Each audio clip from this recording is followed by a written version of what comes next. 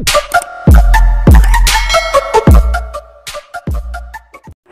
mga master! Welcome back again to our channel. Panibagong araw, panibagong kabanata na naman ang pagsamasamayin natin ngayong araw na ito. At kung bago ka sa ating channel, pag-click ang subscribe button and hit the notification bell para updated kayo sa ating mga susunod na videos. So mga master, bago natin simulan ang ating kabanata ngayong araw na ito, huwag po sana natin skip yung ads mga master no, dahil malaking bagay na po yan sa ating munting channel. So simulan na natin kabanata ngayong araw na ito. Let's go! Kabanata 6261-6280. Kabanata 6261. Parehong sina Yegor at Lady Herodias ay pansamantalang natigilan sa panonood sa kanila. Pagkatapos, nagmamadali silang pasulong upang batiin sila. Grand Patriarchs, bakit bigla kang dumating? Ngumiti si Yegor. Yegor, naramdaman namin ang isang malaking bilang ng mga matagal na nawalang mga tul na lumilitaw, kaya lumabas kami sa pag-usisa. Isang pulang buhok na nakatatanda ang nag-chop. Kasunod nito, ang isa pang nakatatanda na may puting buhok ay tumingin sa kalsada na hinuhusay ng mga banal na tul at sinabi, ito ay tulad ng isang mahusay na kilos. Natatakot lang ako kayong dalawa na makamit ito. Nahaharap sa papuri mula sa dalawang Grand Patriarchs, sina Yegor at Lady Herodias ay nagpalitan ng isang sulyap, nakangiti na nakangiting at nanginginig ang kanilang mga ulo ng sabay-sabay. Bakit, hindi ba kayong dalawa? Nagtanong sa nangungunang pulang buhok na nakatatanda. Nagtaas ng kilay si Lady Herodias. Ang alagad ay lumampas sa guro. Mukhang pareho kaming tumanda. Sa mga salitang ito, ang pulang buhok na nakatatanda ay sumulyap patungo sa Telvervo Hall. Nakita niya si James na nangunguna sa mga bagong kasal, sina Truett at Zitlali, sa bulwagan sa pamamagitan ng Divine Tools Road. Sa isang makabuluhang tumango, naintindihan niya ang lahat. Ang mga bagong kasal ay pumasok sa bulwagan. Mangyaring biyaya sa amin ng iyong presensya, Grand Patriarchs. Si Yegor ay yumuko ng magalang sa mga Grand Patriarch. Tiningnan sila ni Lady Herodias at sinabing, inaakala kong hindi na kailangan ng pagpapanggap, mayroon ba, mga tao? Ang isang pangkat ng mga Grand Patriarch ay nagpalitan ng sulyap bago sumabog sa pagtawa ng sabay-sabay. Kasunod ng Yegor at Lady Herodias, nagbago sila sa hindi mabilang na mga sinag ng ilaw at pumasok sa Telvervo Hall. Ang natitirang mga paglilitis ay diretso. Sinundan ni Truett at Zitlali ang mga kaugalian na pamamaraan para sa bagong mag-asawa, na nagtatapos sa kanilang pagpasok sa silid ng pangkasal. Samantala, kinuha ni James ang pagkakataon na makuha ang mga banal na tul sa ilalim ng pag-aayos ng kama, at agad na iniwan ang eksena nang hindi man binibigyan ng pagkakataon ang mga matandang tao na magsalita.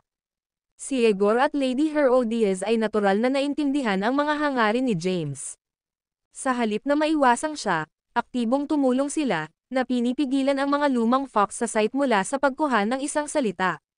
Hindi alintana, sa pag-unlad ng kasal hanggang sa puntong ito, ang mga formalidad ay higit pa o hindi gaanong kompleto. Ang susunod na hakbang ay simpleng pista at ipagdiwang kasama ang mga panauhin mula sa lahat. Sa sandaling ito, si James at ang iba pa ay nagtipon sa bagong kasal na bundok ng Truett. Matapos suriin ang mga ito, itinaas ni James ang kanyang kamay at nagsumite ng isang tunog na hindi tinatagusan ng tunog.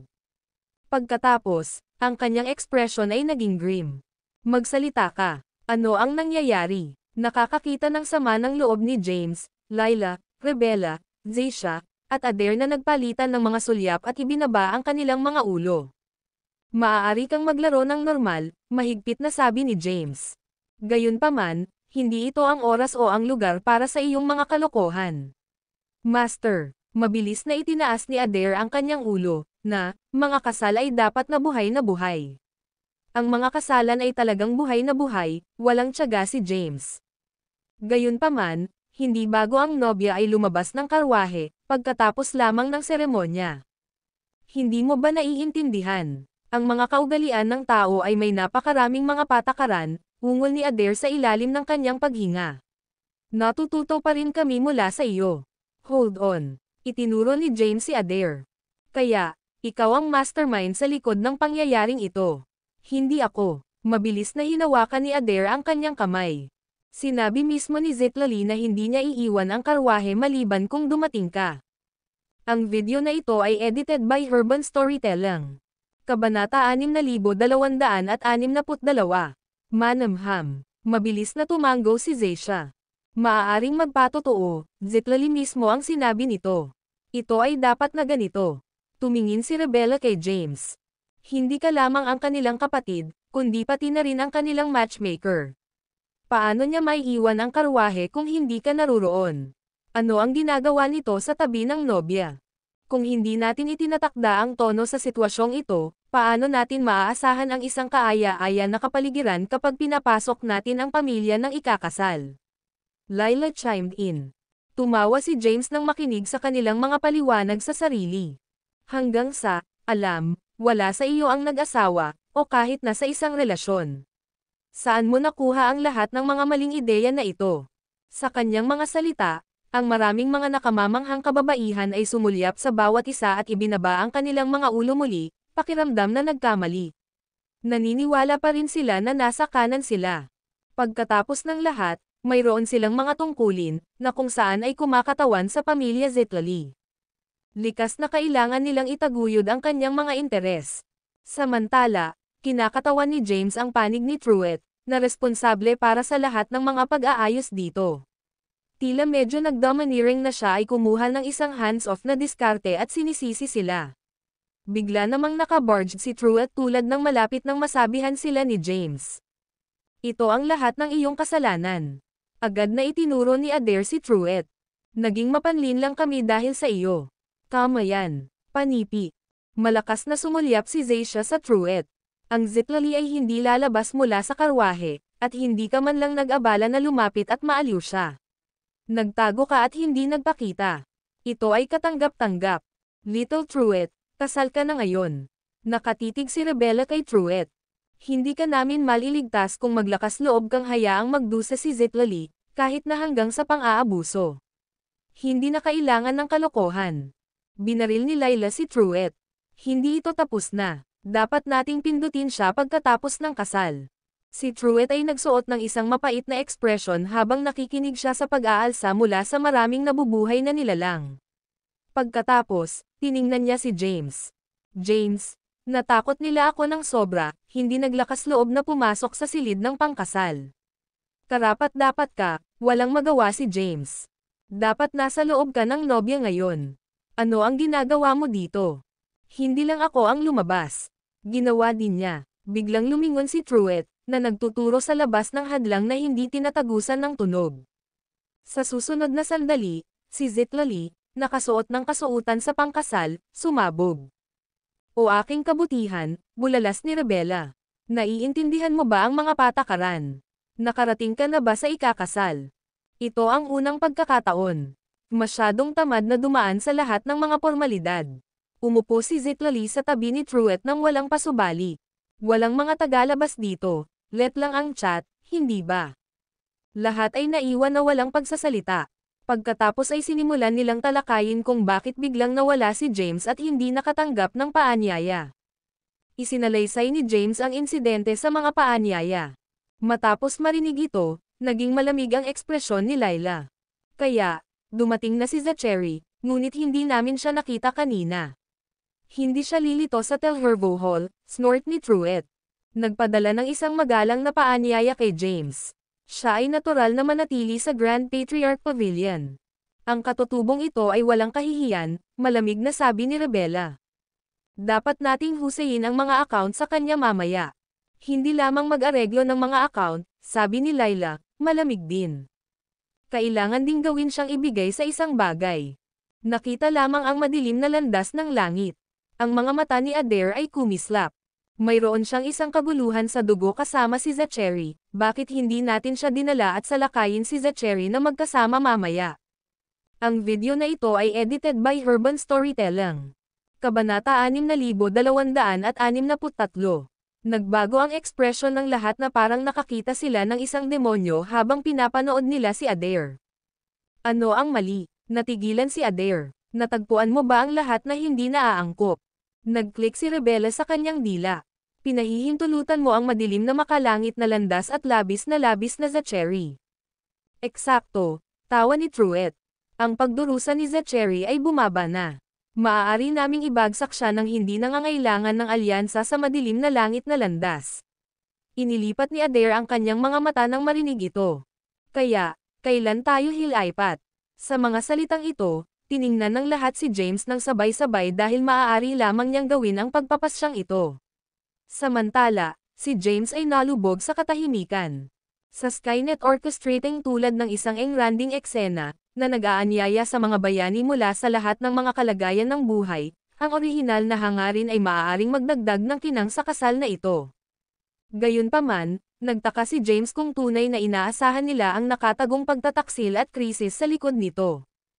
Ang pagtabi ng katotohanan na ang bagong alyansa at ang matuwid na alyansa ay matagal nang nasa mga throats ng bawat isa, na may hindi mapagkasundo ang pagkakaiba-iba, ang hitsura lamang ng madilim na makalangit na landas dito habang ang asawa ay napuno na ng hangin. Ang kasal ng Truett at Zitlali ay umabot sa puntong ito marahil dahil sa iba't ibang mga puwersa na nag-atubiling nagbibigay ng mukha sa ilalim ng presyon ni Yegor at Lady Herodias. Sa pagpasok ni Truett at Zitlali sa silid ng pangkasal, natapos ang mga paglilitis sa kasal. Magagawa pa ba ang iba't ibang mga paksayon sa pagpigil sa susunod na grand banquet? Kahit na alam ni Adair na ang mga pagkagambala sa silid ng pangkasal ay maaaring magpakita ng isang pagkakataon para sa pag-aayos ng mga personal na vendettas, na may mga kaaway na sakupin ang pagkakataon na hampasin ng hayag. Ano ang masasabi ni Yegor at Lady Herodias noon? Kaya, malamang na ang mga sumusunod na kaganapan ay hindi magiging lahat ng kagalakan at pagdiriwang ngunit sa halip ay isang serye ng mga sakuna, marahil kahit isang sakuna. Matapos ang maingat na pagsasaalang-alang, itinaas ni James ang kanyang ulo at naskan ang lahat.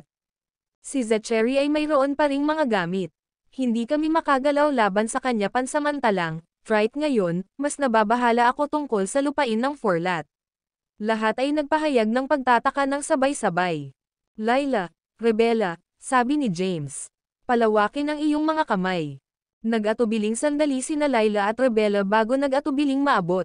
Sa susunod na sandali, na-infact sila ni James ng isang bakas ng matapang na kapangyarihan na maaaring payagan silang lumipat at lumabas mula sa mga paghihigpit ng lupain ng Forlat. Nararamdaman ito, sina Layla at Rebella ay pansamantalang natigilan.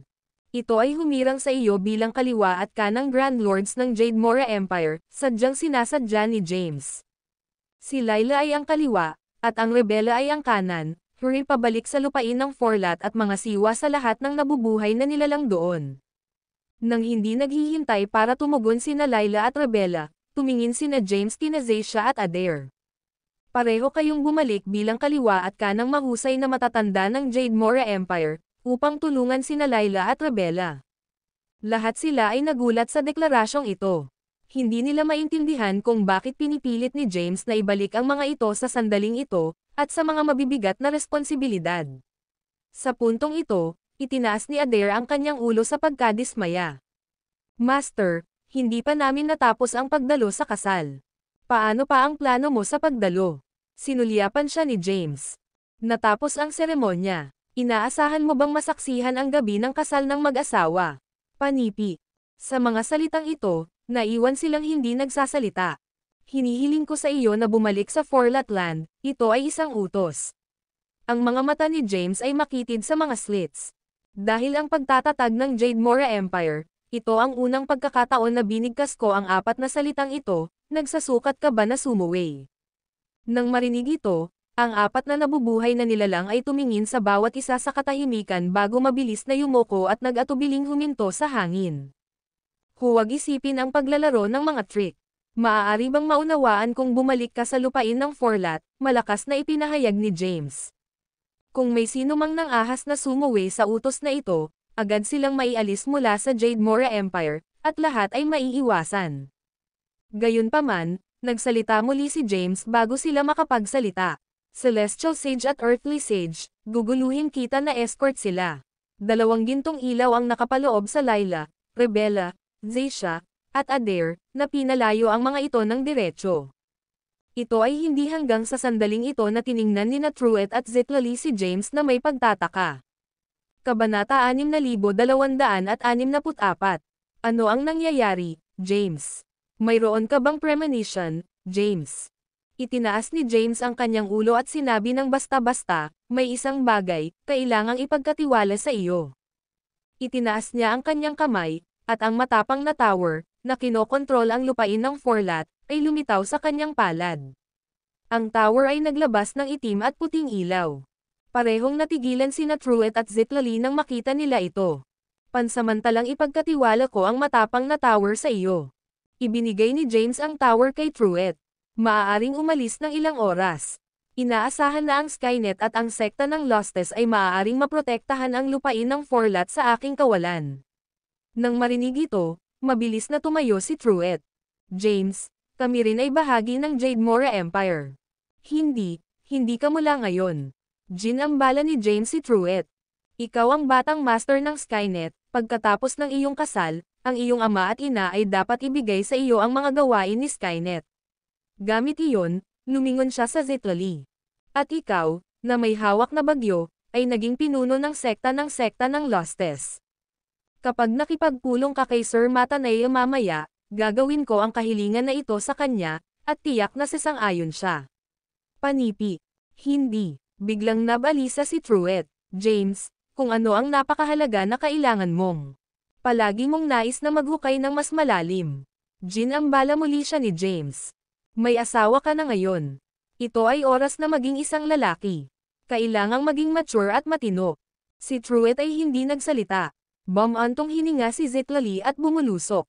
James, mayroon kang iyong mga ideya at pag-aayos, at ay hindi mag-pry, ngunit linawin ko ang dalawang bagay. Una, kung ako ang Lostes Sect Saintes o ang pinuno ng sekta, miyembro pa rin ako ng Jade Mora Empire, nobody ay maaaring palayasin ako, kasama ka. Pangalawa, susuportahan ka ni na Truett at si Zitlali ay matalino. Tiningnan siya ni James at biglang kumalas ang kanyang kamay, at daan-daang mga banal na tool ang lumipad sa kanya. Mukhang nagulat siya. James, ang mga bagay na ito ay dapat itago sa iyo. Ngumiti si James. Kunin ang kailangan mo at itabi ang natitira.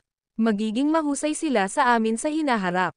Sa kanyang mga salita, inalis ni Zitlali ang kanyang kamay at nakolekta ang lahat ng daan-daang mga banal na tool. Pagkatapos, tumanggaw siya ng mabigat kay James. Sige, ngumiti si James. Karamihan sa mga pag-aayos ay ginawa. Now, oras na para sa inyong dalawa na tamasahin ang iyong gabi ng kasal. Gamit nito, tiningnan niya ulit si Truett. Ang taong ito ay impulsive. Zitlali, kailangan mong disiplinahin siya ng higit pa. If hindi siya makinig, talunin lamang siya hanggang sa magawa niya. Panigurado, tumanggaw si Zitlali. Tatalo ako sa kanya ng 3 beses sa isang araw. James, sabi ni Truett. Biglang umakyat si James sa hangin bago siya makatapos. Kasabay nito, hinawakan ni James ang kanyang kamay upang envelope ang buong bagong kasal na bundok na may hadlang. Sa sandaling ito, lumitaw ang mga Celestial Sage. Si James ay matapang na yumuko sa kanila. Mga seniors, maaari mo bang ilagay ang pinakamalakas na paghihigpit sa espiritual na bundok na ito? Hindi bababa sa pagpigil sa kanilang dalawa na masira ngayon. Ang Celestial Sage at Earthly Sage ay sumulyap sa bawat isa at sabay na kumilos. Dalawang kulay abo na paghihigpit ang agad na nakapaloob sa bagong kasal na bundok, na lumalabas ng nakasisindak na kapangyarihan. Nang makita ito, ngumiti si James at nagpasalamat sa kanila, salamat. Hiniling sa amin ni Yegor at Lady Herodias na anyayahan ka. Nakatitig ang Celestial Sage kay James. Mukhang may inaasahan ka na. Huminga ng malalim si James. Ang lugar na ito ay hindi angkop para sa pag-uusap. Paano tayo pupunta sa ibang lugar? Ang mga celestial na sages ay tumanggo ng sabay-sabay, at isang kapangyarihang pangkasaysayan na agad na nakapaloob kay James. Nawala sila sa walang bisa sa isang instant. Ang video na ito ay edited by Urban Storytelling. Kabanata 6265. Ang mga celestial na saging ay lumitaw kasama si James sa isang mahiwagang pinigilan na lugar sa Skynet headquarters. Ito ay isang pinigilan na lugar, ang mga tagalabas ay hindi pinapayagan. Ipinaliwanag ni Celestial Sage kay James. Idinagdag ng Earthly Sage, ang 30 Grand Formation ay nakapaloob sa amin ngayon. Kahit na ang Grand Patriarch's Zen ay hindi maaaring magamit. Tumanggaw si James sa pag-unawa, pagkatapos ay nagbuntong hininga ng basta-basta, Ipagpalagay mo kayong dalawa ay may ilang mga inaasahan para sa paparating na sitwasyon. Sa kanyang mga salita, ang mga celestial na saging ay nagpalitan ng isang sulyap, parehong tumango ng sabay-sabay. Una nilang naisip na ipinadala ni James ang kanyang mga pinagkakatiwalaang mga alagad upang maiwasan silang makasama sa paparating na problema. Gayunpaman, ang pag-uugali ni James sa mag-asawang Truett ay nalitaw sa kanila. Nagtataka sila kung bakit ginagamot ito ni James kaysa sa isang kalamidad lamang, halos tulad ng pag-aayos ng mga gawain. Kaya, binibigkas nila ang kanilang pagkalito. Matapos makinig, ngumiti si James ng mahina. Nagtatanong ka ba sa pinakahusay na Yegor at Herodias, o ang iyong sariling pag-Yuzisa? Ang mga celestial sages ay pansamantalang natigilan, pagkatapos ay pareho silang nagsalita ng sabay-sabay, ano ang pagkakaiba?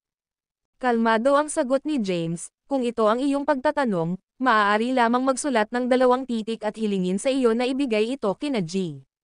Yegor at Herodias, tis maunawaan mo ang lahat. Sa kanyang mga salita, sumimangot ang mga celestial. Makalipas ang ilang sandali, ang lupa ay nagbuntong hininga ng basta-basta, medyo maalalahanin ka. Pagkatapos ay isulat ang 2 titik, walang tigil na nagsalita ang celestial sage. Pinahawak ni James ang 2 bola ng enerhiya na naglalaman ng mga mensahe gamit ang kanyang zen at ibinigay ito sa mga celestial na saging. Ang mga celestial na saging ay kinuha ang mga ito at tumango ng sabay-sabay. Si James ay kumalas sa kanyang kamay, at 2 transcendent na banal na tool na lumitaw ang 10 kulay na ilaw ay lumitaw bago ang mga celestial na saging. Nakikita ito, nagbago ang kanilang mga ekspresyon. Ang Quintessence Cauldron. Bulalas ng Celestial Sage. Nagtataglay ka ng ganoong kayamanan. Panipi, ang Kyodai Tower. Bulalas din sa lupa, ito ay isang tunay na transcendent na tool na banal. Matagal na itong nawala, saan mo ito nahanap? Napangiti si James sa dalawa. Mangyaring tanggapin ang mga Regalong ito, nakatatanda. Ang mga Celestial na Sage ay parehong hangina sa pagkabigla. Ito ay para sa amin. Sa ganitong mga kayamanan na ipinagkaloob sa amin, siguradong mayroong isang kahilingan bilang kapalit. Huminga ng malalim si James, pagkatapos ay biglang lumuhad sa harap ng mga celestial. Nakikita ito, pareho silang nabalisa. Ano ang ginagawa mo, bata? Sabi ng isa. Ikaw ang napili, ito ay labis. Hindi namin ito madala, sabi ng isa pa. May 3 mga kahilingan na hilingin sa iyo. Yumuko si James sa kanila. Sana sumang-ayon ka. Ang video na ito ay edited by Urban Storytelling. Kabanata 6266. Ang mga celestial na saging ay nagpalitan ng isang sulyap, pagkatapos ay nagsalita ng sabay-sabay, shoot.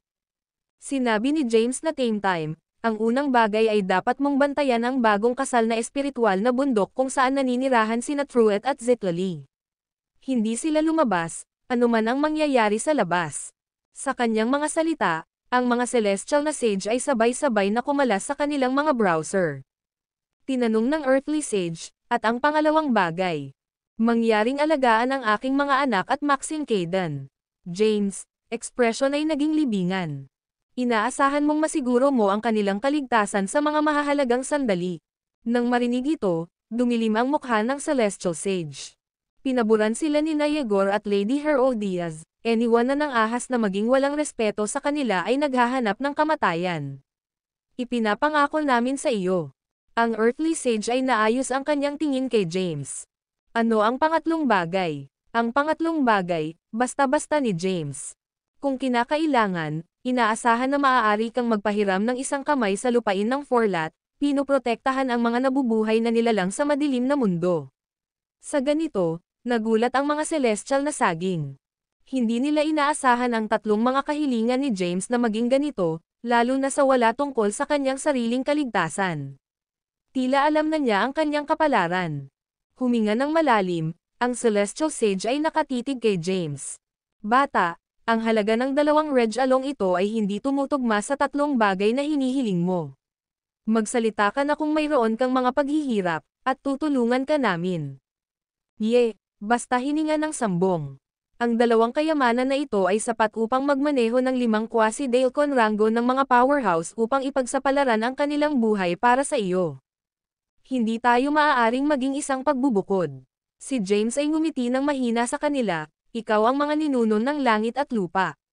Paano makakapagod? Inaasahan mong sasang-ayon ka sa tatlong bagay na ito.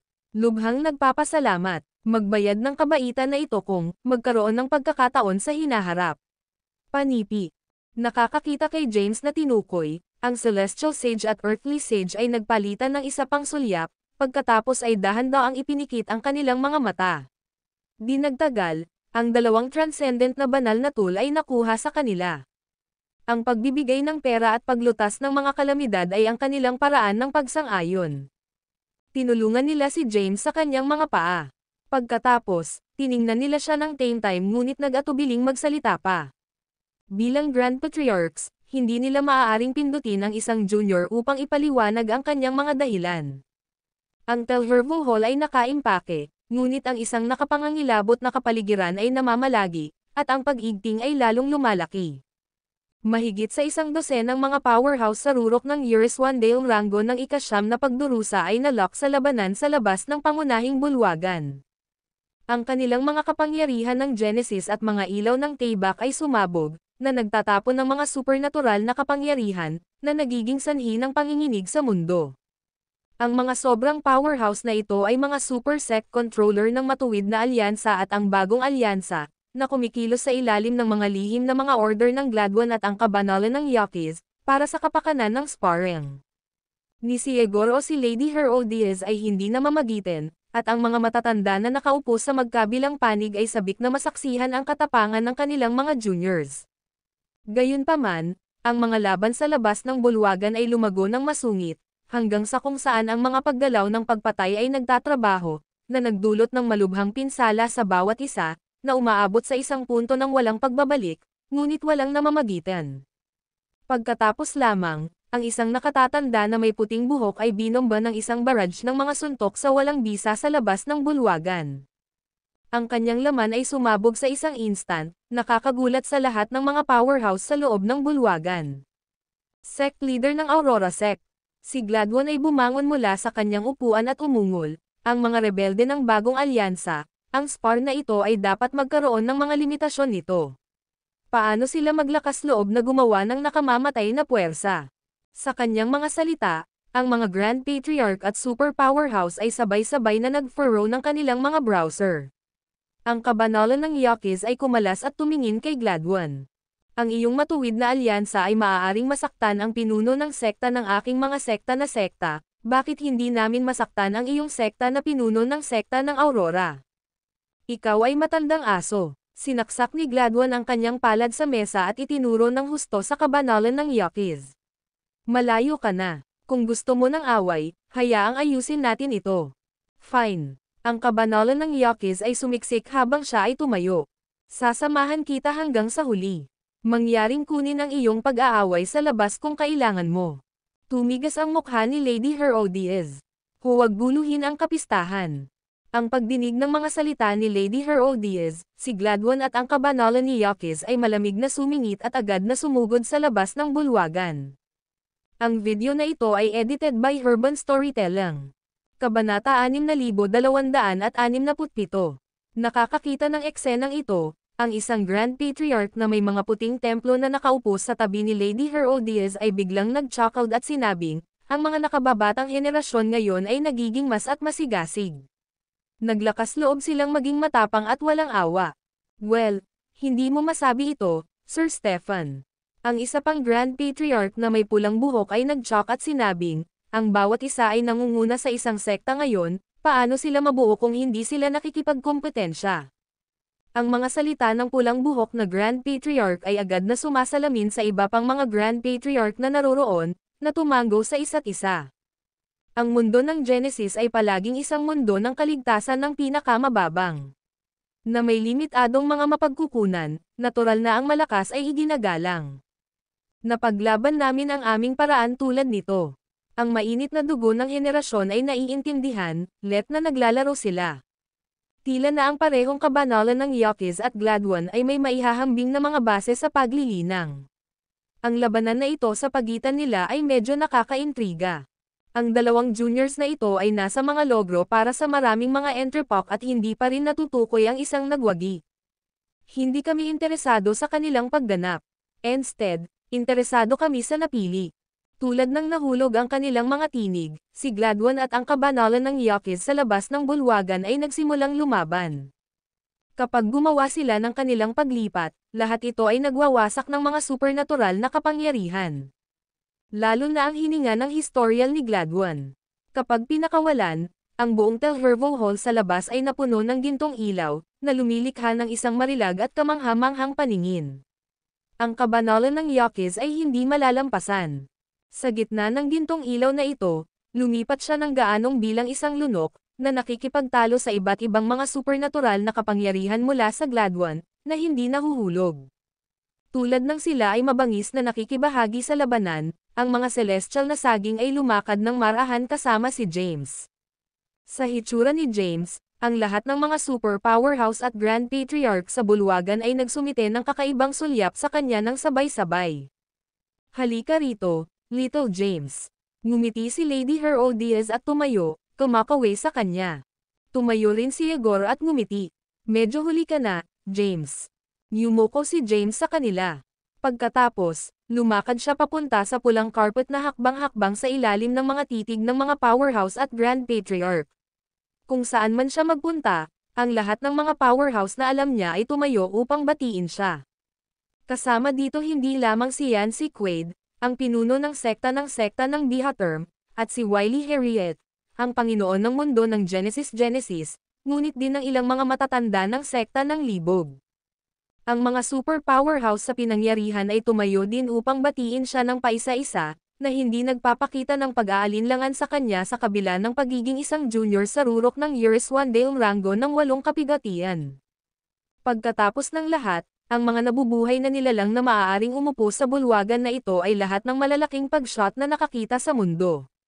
Hindi sa banggitin ang katotohanan na ginamit ni James ang napakaraming nawalan ng banal na tool ng kanilang iba't ibang mga sekta.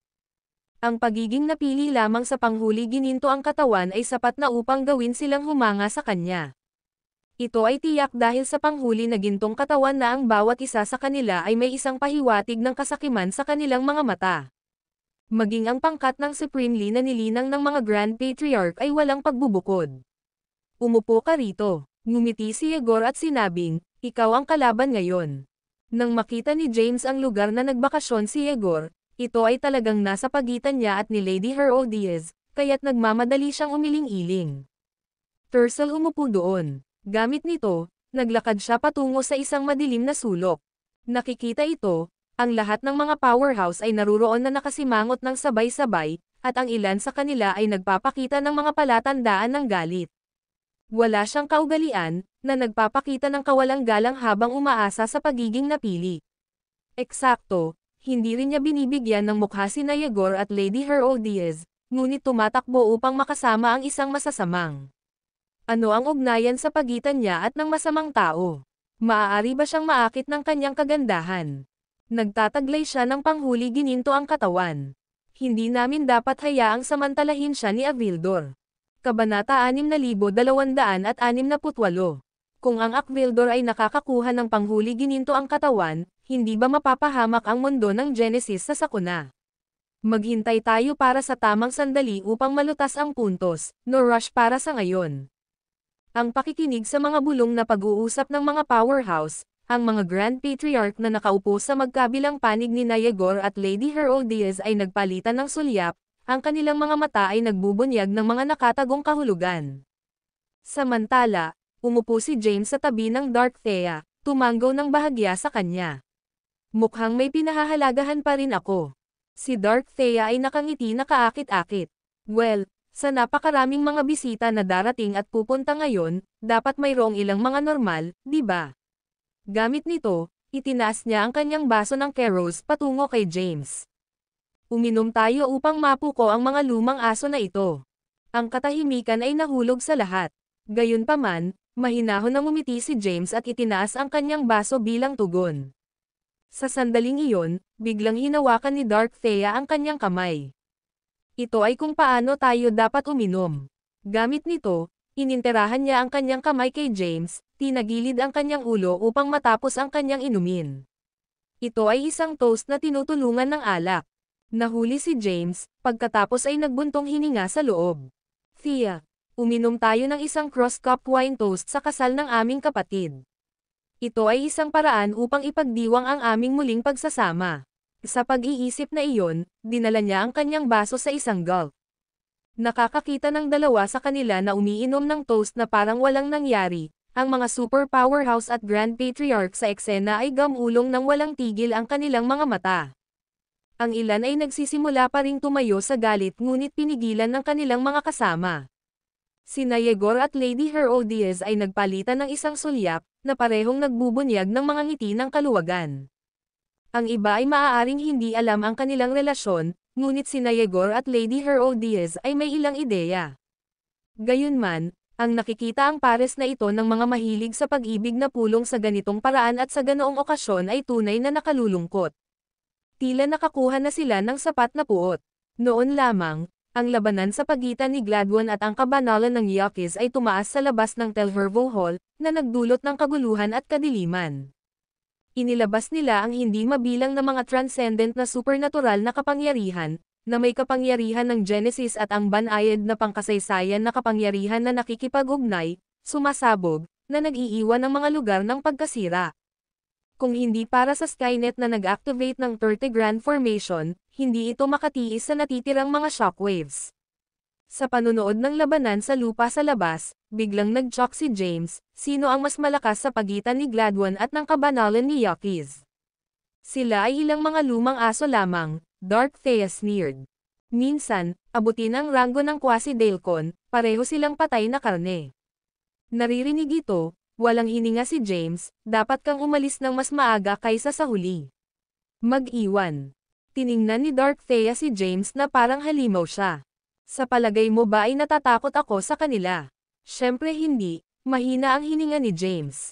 Mahirap makipagtalo sa napakaraming mga powerhouse, apart mula sa akin, Yegor, at Lady Herodias, lahat ng tao dito ay ang iyong kaaway.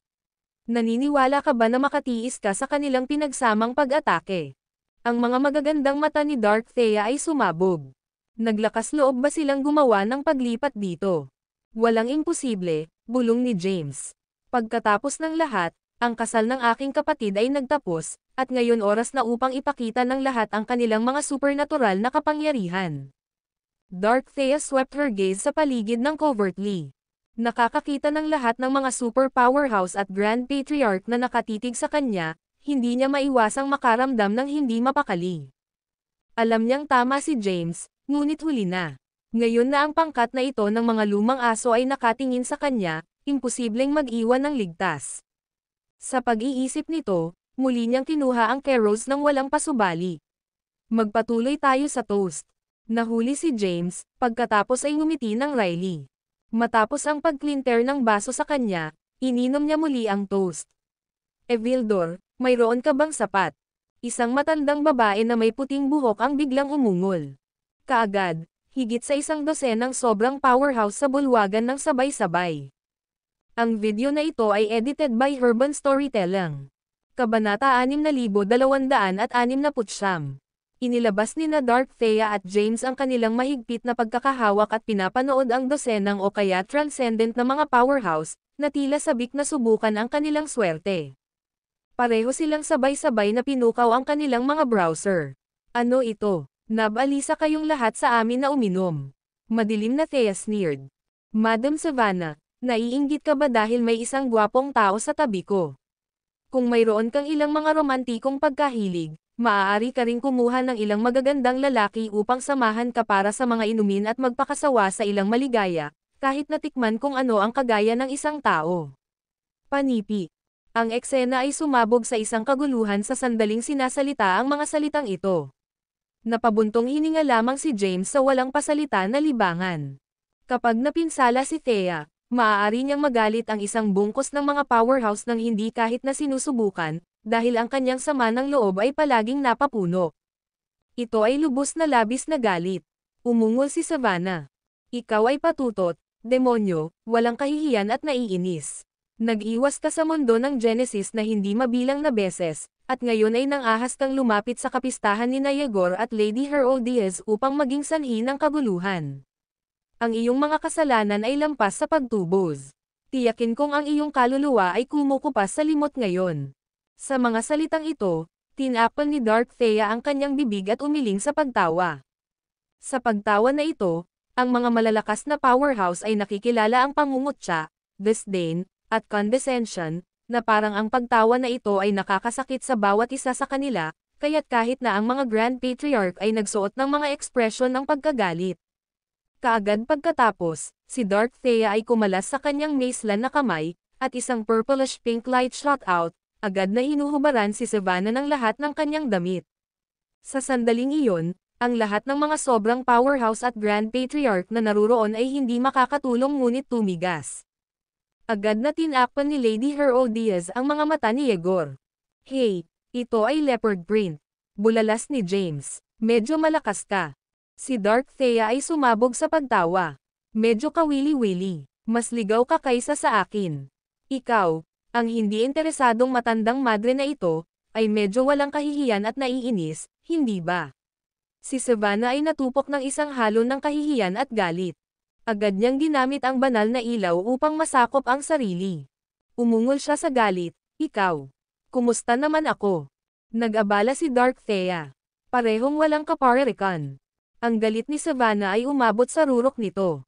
Tulad ng malapit na siyang sumabog, isang Grand Patriarch sa berdeng mga damit ay biglang tumayo mula sa gitna ng mga Grand Patriarch. Evildor, sa palagay mo ba ay wala sa aking sekta ng Silver Star? Sabi ni Yazan. Sa kanyang mga salita, si Dark Thea ay nagsabi, Sir Yazan, handa ka bang isakripisyo ang iyong dignidad at bumaba ng personal? Ikaw ay labis na galit at walang kahihiyan. Ang mukha ni Yazan ay nagdidilim. Ang isang salot na katulad mo, na nagdadala ng kaguluhan sa mundo ng Genesis, ay dapat na mapapatay ng lahat. Ngayon, ang aking sekta ng Silver Star ay aalisin ang mundo ng Genesis ng iyong pagkalalaki. Tulad ng pagtatapos niya sa pagsasalita, ang mga mata ni Dark Thea ay sumabog ng dalawang pulang beam, agad na nakapaloob kay Yazan at ikinulong siya. Ang biglaang pagliko ng mga kaganapan ay nagulat sa lahat sa bulwagan. Sa susunod na sandali, narinig nila si Yazan na sumigaw sa gitna ng napakalaking pulang ilaw na ito, ang kanyang masaganang kapangyarihan ng Genesis ay mabilis na tumagas. Kasabay nito, ang dalawang kamao na may kulay abo na mga bola ng enerhiya ay lumitaw sa itaas ng kanyang ulo, na nakapaloob sa pulang ilaw at agad na kinain ng madilim na Thea. Kasunod nito, ang pulang ilaw ay nawala, at si Yazan ay nag-crash sa lupa, agad na nagbabago sa isang kulot na ardilya. Ang eksenang ito ay nangyari ng napakabilis, kaya't ang lahat ng mga super powerhouse na naruroon ay hindi pa gumanti, at natapos na ang lahat. Nakakakita ng Yazan sa kanyang orihinal na anyo sa lupa, ang lahat sa bulwagan ay sa wakas ay nagsiwalat ng mga ekspresyon ng pagkabigla at hindi paniniwala. Ang isang Grand Patriarch, isang top-tier powerhouse sa ranggo ng Quasi-Dailcon, ay pinatay sa isang instant. Nagtataka sila kung gaano kalakas ang naging ganito. Ano ang punto ng pagmamalaki ng walang lakas? Si Thea ay malamig na sumingit. Sa palagay mo ba talaga ang pagpasok sa ranggo ng Quasi-Dailcon ay gumagawa ka ng isang Grand Patriarch? Pagkatapos ay lumingon siya kina Yegor at Lady Herodias at tumanggaw ng paumanhin. Paumanhin tungkol dito. Hindi nangangahulugang magdulot ng problema, ngunit tila kahit na ang pag-inom ay maaaring maakit ang kalamidad. Hindi maiiwasan lamang ito. Sina Yegor at Lady Herodias ay nagpalitan ng isang sulyap, kapwa nagbubunyag ng isang ngiti ng ngiti. Mapang-akit, ang pulang buhok na Grand Patriarch ay sumulyap kina Yegor at Lady Herodias. Kayong dalawa ang host. Lahat tayo ay pinapahalagahan ng mga bisita na inanyayahan mo. Maaari mo bang pahintulutan ang mga kabangisan na mangyari bago ka? Agad na sinaktan ng kanyang mga salita ang isang cord sa nakapalibot na mga Grand Patriarch, na nagsimulang mag-clamoring. Isa, Yegor at Lady Herodias, kikilos tayo kung hindi ka makikialam. Ang ganitong kabaliwan ay hindi maaaring disimulado. Ang Aquildor na ito ay masyadong mapagmataas. Ito ay simpleng hindi mapigilan. Karaniwan kaming hindi nag-abala sa kanya, ngunit ang sitwasyon ngayon ay hindi mabata. Ang pakikinig sa mga pagpapahayag ng Grand Patriarch, sina Yegor at Lady Herodias ay nagpalitan ng isa pang sulyap. Tulad ng malapit na silang magsalita, isang resounding roar ang sumigaw mula sa labas ng Telvervo Hall. Evildor, lumabas at ibalik ang aking historical core. Naririnig ang tinig na ito, ang galit na Grand Patriarch ay pansamantalang natigilan. Bulong ni James, sino ito ngayon? Ang pangunahing Diyos, ang tool na Diyos, at ang demon, madilim na sneered. Ang tatlong matandang matigas ang ulo ay hindi kailanman nagtatapos. Parang kung, huwag labanan ang mga ito, iisipin nila na natatakot ako. Tumayo siya at tiningnan sina Yegor at Lady Herodias. Pumunta ako rito para sa isang toast ng kasal at bisitahin ang iyong banal na site ng Telvervo, ngunit, ay hindi inaasahan ang isang grupo ng mga matandang matigas ang ulo na nais na alisin ako. Yamang sila ay iginiit, hindi papayagan kayong dalawa na nasa isang mahirap na posisyon. Lalaban ako sa kanila ngayon, ngunit ang ilang mga bagay ay maaaring masira. Kapag nangyari iyon, gagamitin ko ang kanilang mga buto upang mabayaran. Nang hindi naghihintay para tumugon sina Yegor at Lady Herodias, lumingon siya kay James. Naaalala ko ang kabaitan mo. Kapag nagsisimula ang labanan, siguraduhing panatilihin ang iyong distansya. Huwag asahan na protektahan kita. Gamit nito, bigla niyang itinaas ang parehong mga kamay at umakyat sa hangin. Mga matandang aso, lumabas sa labas ng buto. Nadama ni James ang pagkadalian habang pinapanood niya ang Dark Thea na lumipad sa labas ng Telvervo Hall. Ang hanggal na batang babae na ito ay mapaghamong napakaraming sobrang powerhouse at Grand Patriarch sa kanyang sarili. Nagtataka siya kung ang kanyang lakas ay tunay na nakakatakot. Sa sandaling iyon, ang mga Grand Patriarch sa bulwagan ay nagpalitan ng sulyap at pagkatapos ay umalis sa kanilang mga upuan. Hindi sila umalis ngunit sa halip ay lumapit kay James. Pinagbigyan ni James ang kanyang mga browser habang kinuha niya ang kanyang baso ng alak. Mayroon bang kailangan mo? Sinabi ng isang puting buhok na patriarch na may ngiti, James, kailangan namin ang iyong tulong sa pagtanggal ng isang salot sa mundo ng Genesis. Inaasahan namin na makakatulong ka sa amin. Ako ay isang buhay na nasa rurok ng ikawalong pagdurusa ng Iriswandale Rango. Paano, maging tulong? Malinaw na tanong ni James. Mayroon kang mga nawawalang banal na tool ng aming mga sekta, sabi ng isa pang nasa gitna na may edad na Grand Patriarch. Ipahiram sa amin pansamantala. Ibabalik namin ang mga ito sa iyo pagkatapos na mapupuksa namin ang ating sarili sa masamang ito. Nakakakita ng kanilang mga sabik na tumitingin, naisip ni James, madali ang paghiram, ngunit ano ang tungkol sa pagbabalik? Kayong mga tao ay talagang may nerbiyos. Panlabas, ngumiti si James at umiling-iling. Hindi ko sila pinapahiram. Habang bumagsak ang dalawang salitang ito, ang mga mukha ng mga Grand Patriarch sa bulwagan ay dumidilim ng sabay-sabay. Ang video na ito ay edited by Urban Storytelling. Kabanata 6270. Sina Yegor at Lady Herodias ay nagpalitan ng isang sulyap, kapwa nagbubunyag ng isang ngiti ng ngiti. Mapang-akit, ang pulang buhok na Grand Patriarch ay sumulyap kina Yegor at Lady Herodias. Kayong dalawa ang host. Lahat tayo ay pinapahalagahan ng mga bisita na inanyayahan mo. Maaari mo bang pahintulutan ang mga kabangisan na mangyari bago ka? Agad na sinaktan ng kanyang mga salita ang isang chord sa nakapalibot na mga Grand Patriarch, na nagsimulang mag-clamoring. Isa, Yegor at Lady Herodias, kikilos tayo kung hindi ka makikialam. Ang ganitong kabaliwan ay hindi maaaring disimulado. Ang akvildor na ito ay masyadong mapagmataas. Ito ay simpleng hindi mapigilan. Karaniwan kaming hindi nag-abala sa kanya, ngunit ang sitwasyon ngayon ay hindi mabata. Ang pakikinig sa mga pagpapahayag ng Grand Patriarch, sina Yegor at Lady Herodias ay nagpalitan ng isa pang sulyap. Tulad ng malapit na silang magsalita, isang resounding roar ang sumigaw mula sa labas ng Telvervo Hall. Evildor, lumabas at ibalik ang aking historical core. Naririnig ang tinig na ito, ang galit na Grand Patriarch ay pansamantalang natigilan. Bulong ni James, sino ito ngayon? Ang pangunahing Diyos, ang tool na Diyos, at ang demon, madilim na sneered. Ang tatlong matandang matigas ang ulo ay hindi kailanman nagtatapos. Parang kung, huwag labanan ang mga ito, iisipin nila na natatakot ako. Tumayo siya at tiningnan sina Yegor at Lady Herodias.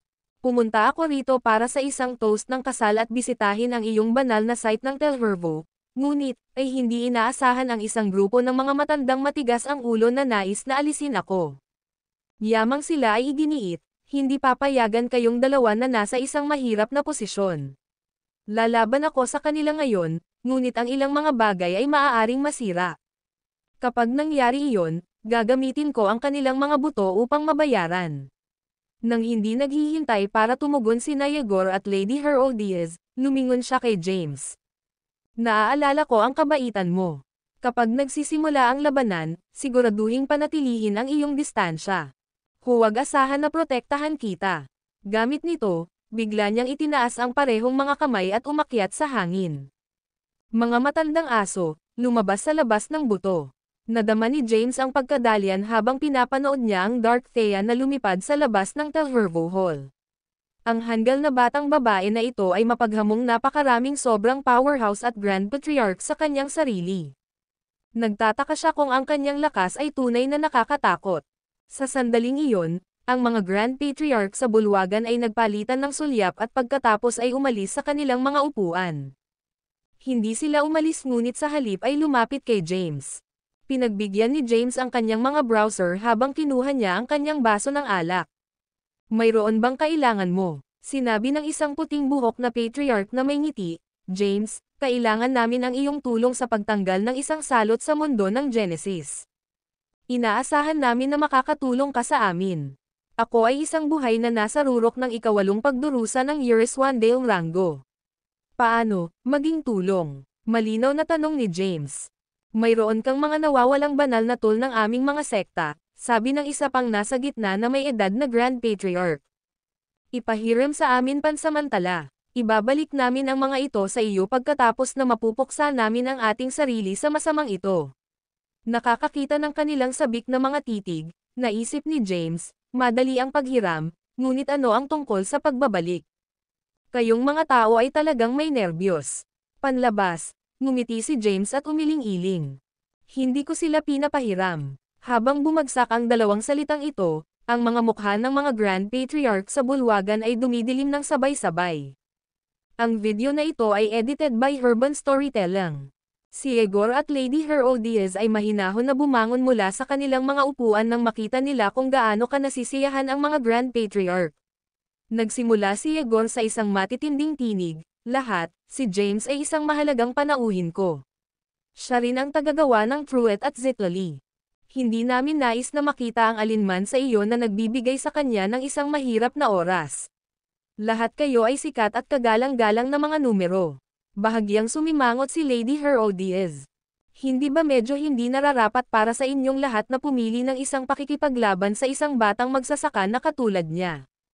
Habang ang mga Grand Patriarch at iba pang mga panauhin ay malapit ng mag-retort, ang mga ingay ng Dark Thea na nakikipaglaban sa tatlong mahiwagang magsasaka ay pumasok sa pintuan. Ang mga kalalakihan na iyon ay nagulat at matingkad nang makita nila kung gaano kadilim si Thea na walang kahirap-hirap na pakikitungo sa kanyang mga kalaban. Caden. Ang pulang buhok na Grand Patriarch ay tumalikod kay James.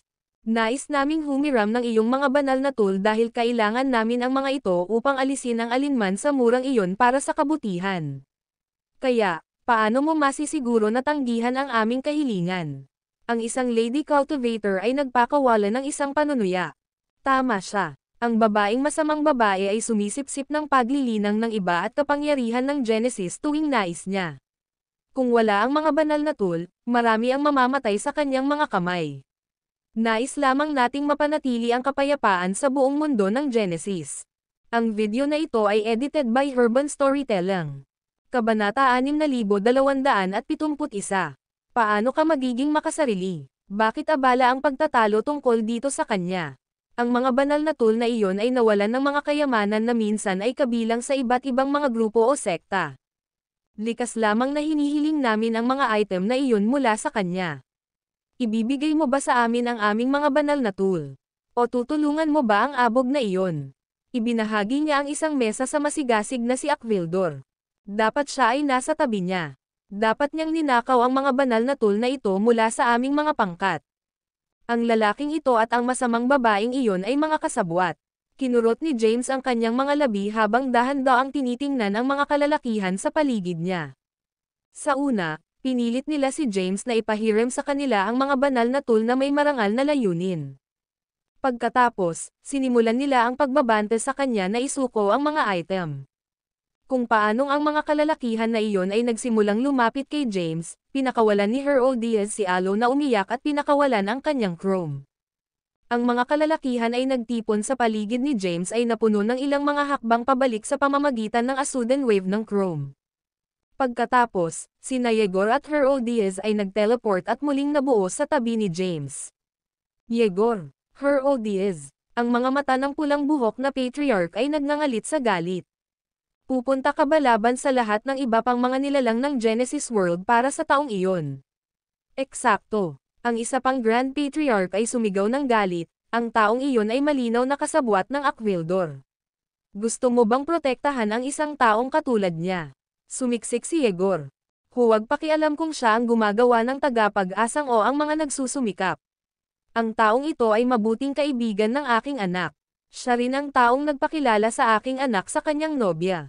Inaanyayahan namin siya bilang isang pinarangalan na panauhin sa Skynet. Dagdag pa ni Lady Herodias, ang mga nais makapinsala sa aming panauhin ay kailangang dalhin muna tayo. Kasama ko iyon. Nag-teleport si Matanaya at muling lumitaw sa tabi ni Yegor at Herodias. Ang Lost Sect at Skynet ay nasa Mr. Ang panig ni Kaidan. Ang iba ay may hitsura ng pagkalito sa kanilang mga mukha ngayon na tatlong quasi-Dailcon rango ng rango ay humakbang upang maprotektahan si James. Ang isa sa mga Grand Patriarch sa isang puting balabal ay Sam Andal na malapit sa red-haired Grand Patriarch at bulong, Sir Zayden, Yegor at Herodias ay maaaring magpalabas ng mahusay na mga kapangyarihan dahil mayroon silang 30 Grand Formation dito sa Skynet's headquarters. Hindi tayo dapat makisali sa isang labanan sa kanila dito. Pinakamahalaga, dapat nating alisin muna ang masamang babaeng iyon. Tulad ng para sa taong iyon, hindi siya maaaring manatili sa Skynet para sa natitirang bahagi ng kanyang buhay. Matapos pakinggan ang mga salitang iyon, ang pulang buhok na patriarch ay nagangat ng kanyang tingin. Napakahusay. Hindi namin makakasama ang taong iyon dahil iginiit ng tatlo mong protektahan siya. Gayunpaman, nais naming paksain ang Aquildor dito mismo. Inaasahan namin na wala sa iyo ang susubukan na makarating sa aming paraan. Kung hindi, gagawin mo ang lahat ng iba pang mga mundo ng Genesis na iyong kaaway. Panipi. Ang video na ito ay edited by Urban Storytelling. Kabanata 6272. Pagkatapos, lumingon si Zayden at lumakad papunta sa pintuan. Ang iba pang mga Grand Patriarch at mga magsasaka ay mabilis na sumunod sa kanya sa labas ng Telvervo Hall. Sumingit si Matanaya. Paano sila makikilos ng labis? Palagi silang ganito. Si Yegor ay sinabi ng maligaya, sa ibabaw, sila ang mabubuti at iginagalang na mga Grand Patriarch na kabilang sa iba't ibang mga sekta. Makikita mo silang lahat ng mga mapagkunwari kapag ang sitwasyon ay nagsasangkot ng isang bagay na kanilang sinusunod. Itinapon siya ni Herodias kay James. Hindi mo mapipigilan ang mga ito dahil napakarami ng kanilang mga kalalakihan dito ngayon, James. Ang tatlo sa amin ay maaaring maprotektahan ka mula sa mga kalalakihang ito. Gayunpaman, hindi namin magagawa ang parehong para sa kanya dahil napakaraming mga kaaway hanggang sa puntong ito. Ngumiti si James ng mahina. Nagpapasalamat ako sa iyong tulong, at unawain na lahat kayo ay nasa isang matigas na lugar ngayon. Binigyan ko ito ng seryosong pag-iisip. Ang pinakamasamang bagay na maaaring mangyari ay ako lang ang namamatay at nawawala ang lahat ng aking mga kapangyarihan. Itinaas ang mga browser ni Matanaya. Plano mo pa rin ba na tulungan siya? Ano ba talaga ang iyong relasyon sa madilim na makalangit na landas? Inatasan ni Yegor ang kanyang tingin kay James. Kung igiit mong gawin ito, tutulungan ka ng Skynet sa iyong plano. Nag-snap si Herodias, Yegor, hindi ka tumulong. Seryoso mo bang nais na mapanganib ni James ang kanyang buhay? Well, sino ang sanhi ng lahat ng ito? Sinulyapan siya ni Yegor. Kung hindi ito dahil sa matigas na iginiit mong magkaroon ng grand seremonya na ito, natapos na ba natin ang sitwasyong ito? Si Herodias ay hindi nagsalita. Nakatitig si Yegor sa malayo at dahan-daang sinabi, gusto ko lang ibalik ang pabor matapos matanggap ang maraming tulong mula sa kanya. Bukod dito, ako rin ay isang tao at pinuno. Mr. Yegor, tumawag si James sa kanya, masaya ako na handa kang gawin para sa akin. Gayunpaman, dapat tanggihan ang iyong alok sa oras na ito. Nakipagkaibigan ka sa iyo at ni Truett dahil nagbabahagi kami ng parehong mga ambisyon at paniniwala. Ay hindi kailanman inaasahan ang anumang kapalit mula sa aming pagkakaibigan. Tiga gawin ng paniniwala na tama. Walang makakapilit sa akin na gumawa ng anuman. Kahit na, hindi ako sapat na malakas, hindi pa nakayuko sa aking mga kaaway. Naranasan at nakaligtas sa iba't ibang mga hamon sa aking grit at pagtitiyaga. Si Yegor ay may pagtingin sa astern sa kanyang mukha. James beamed. Ay pakiramdam tulad ng isang pagkabigo kung pinili na tumakas upang manatiling buhay. Maaari mong isakripisyo ang iyong sarili para sa pag-ibig ng iyong buhay. Nagtalo si Yegor, kung gayon, bakit hindi natin ito magagawa para sa iyo, sino ang aming matapat na kaibigan? Bigla, lumuhad si James. James, anong ginagawa mo? Bulalas ni Yegor. Nagulat din sina Herodias at Matanea. Itinaas ni James ang kanyang tingin at sinabi ng mahigpit, kami ay naiiba. Kailangan mong isaalang-alang ang daan-daang milyong mga miyembro ng Skynet na sumusunod sa iyong tingga. Kailangan mo ring alagaan ang iyong pamilya at ang aming kapwa-tao. Sa kabaligtaran, walang mga alalahanin. Bukod dito, magkaroon ng bawat dahilan upang umakyat sa isang sandali tulad nito. Mayroon ka ring mga alalahanin. Nag-fume si Yegor, mayroon kang iyong mga anak at ang Jade Mora Empire na isaalang-alang. Ginawa ng lahat ang kinakailangang pag-aayos para sa Jade Mora Empire, patuloy ni James, tungkol sa aking mga anak at Maxine, sana ikaw, sina Lady Herodias at Sir Matanay ay maaaring bantayan sila sa aking kapalit. Sa iyong tulong at gabay, sigurado ba na nakamit nila ang mas mataas na taas sa kanilang paglilinang? Sa makatuwid, nais na tanungin ang tatlo sa iyo na huwag makagambala sa isyo sa oras na ito. Hindi mahalaga kung ano ang mangyayari sa ibang pagkakataon, mangyaring isipin ito habang tinatanggap ko ang aking kapalaran. Tumugon si Yegor, James, ikaw. Mangyaring tulungan ako sa kahilingan na ito. Bumagsak si James. Ang video na ito ay edited by Urban Storytelling. Kabanata 6273. Nang marinig ang mga salitang iyon, itinaas ni Yegor ang kanyang ulo at huminga ng malalim. Ang kanyang katawan ay nanginginig ng kaunti. Sa tabi niya, halos sabay-sabay na ipinikit ni Matanaya at Herodias ang kanilang mga mata. Alam nila kung ano ang ibig sabihin kung sasang-ayon sila sa mga kahilingan ni James. Kailangan nilang tumayo at manood habang sinakripisyo ni James ang kanyang sarili. Mawawalan sila ng isang matapang at marangal na kaibigan sa lalong madaling panahon. Malinaw, si James at ang madilim na langit na landas ay nagkaroon ng zero na pagkakataon na manalo laban sa 12-12 ng mga napakahusay na magsasaka at Grand Patriarch na naghihintay sa labas. Halos hindi sila makatakas mula sa karamihan ng tao na buhay. Si Yegor, Herodias, at Matanay ay labis na nagkasalungat habang isinasaalang-alang nila ang kahilingan ni James. Nagsimula si Lady Herodias, James, ang madilim na langit na landas ay hindi ang kanyang nag-iisang pagkakakilanlan. Marahil ay alam mo na mayroon din siyang ibang pagkakakilanlan. Kahit na namatay siya ngayon, muling ipanganak siya. Makakakuha siya ng isang pagkakataon upang magsimula muli. Iba ito para sa iyo, bagaman. Maaari mong mawala ang panghuli gininto ang katawan at lahat ng paglilinang na naipon mo hanggang ngayon. Maaaring hindi mo rin makuha ang pagkakataon na muling ipanganak muli. Itinaas ni James ang kanyang ulo at ngumiti ng bahagya alamin, ngunit handa akong gawin ito. Ibinaba ni Herodias ang kanyang panga sa kawalan ng paniniwala nang marinig ang kanyang mga salita. Seryoso, bakit mo ito gusto? Tumunog si Matanaya. Paano ka magiging matigas ang ulo?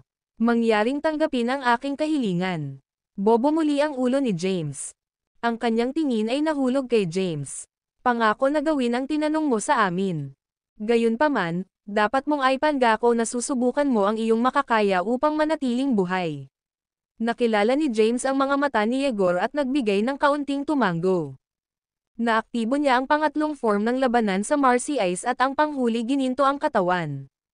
Binago ni James ang Eurus 1 Genesis Bell sa isang sandata na nasecure sa kanyang katawan.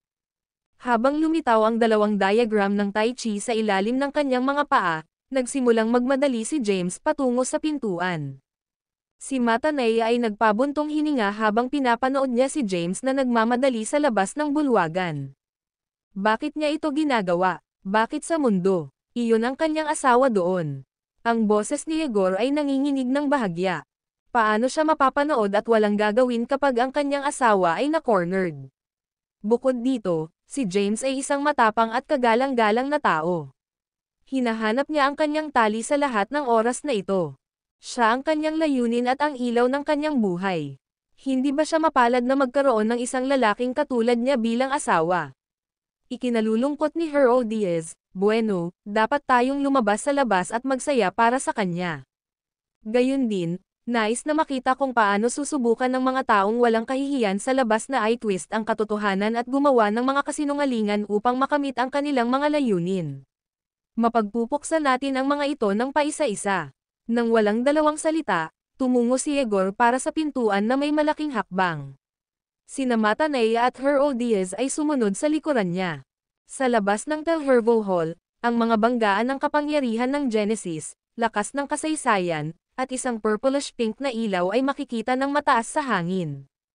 Ang Dark Thea ay nakipag-ugnay sa maraming mga itim na lotus, na nabuo ang purplish-pink gigantic hands at nahuli ng Core God, Tool God, at Demon.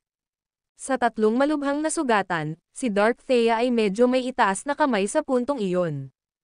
Ang video na ito ay edited by Herban Storytelling. Kabanata 6274.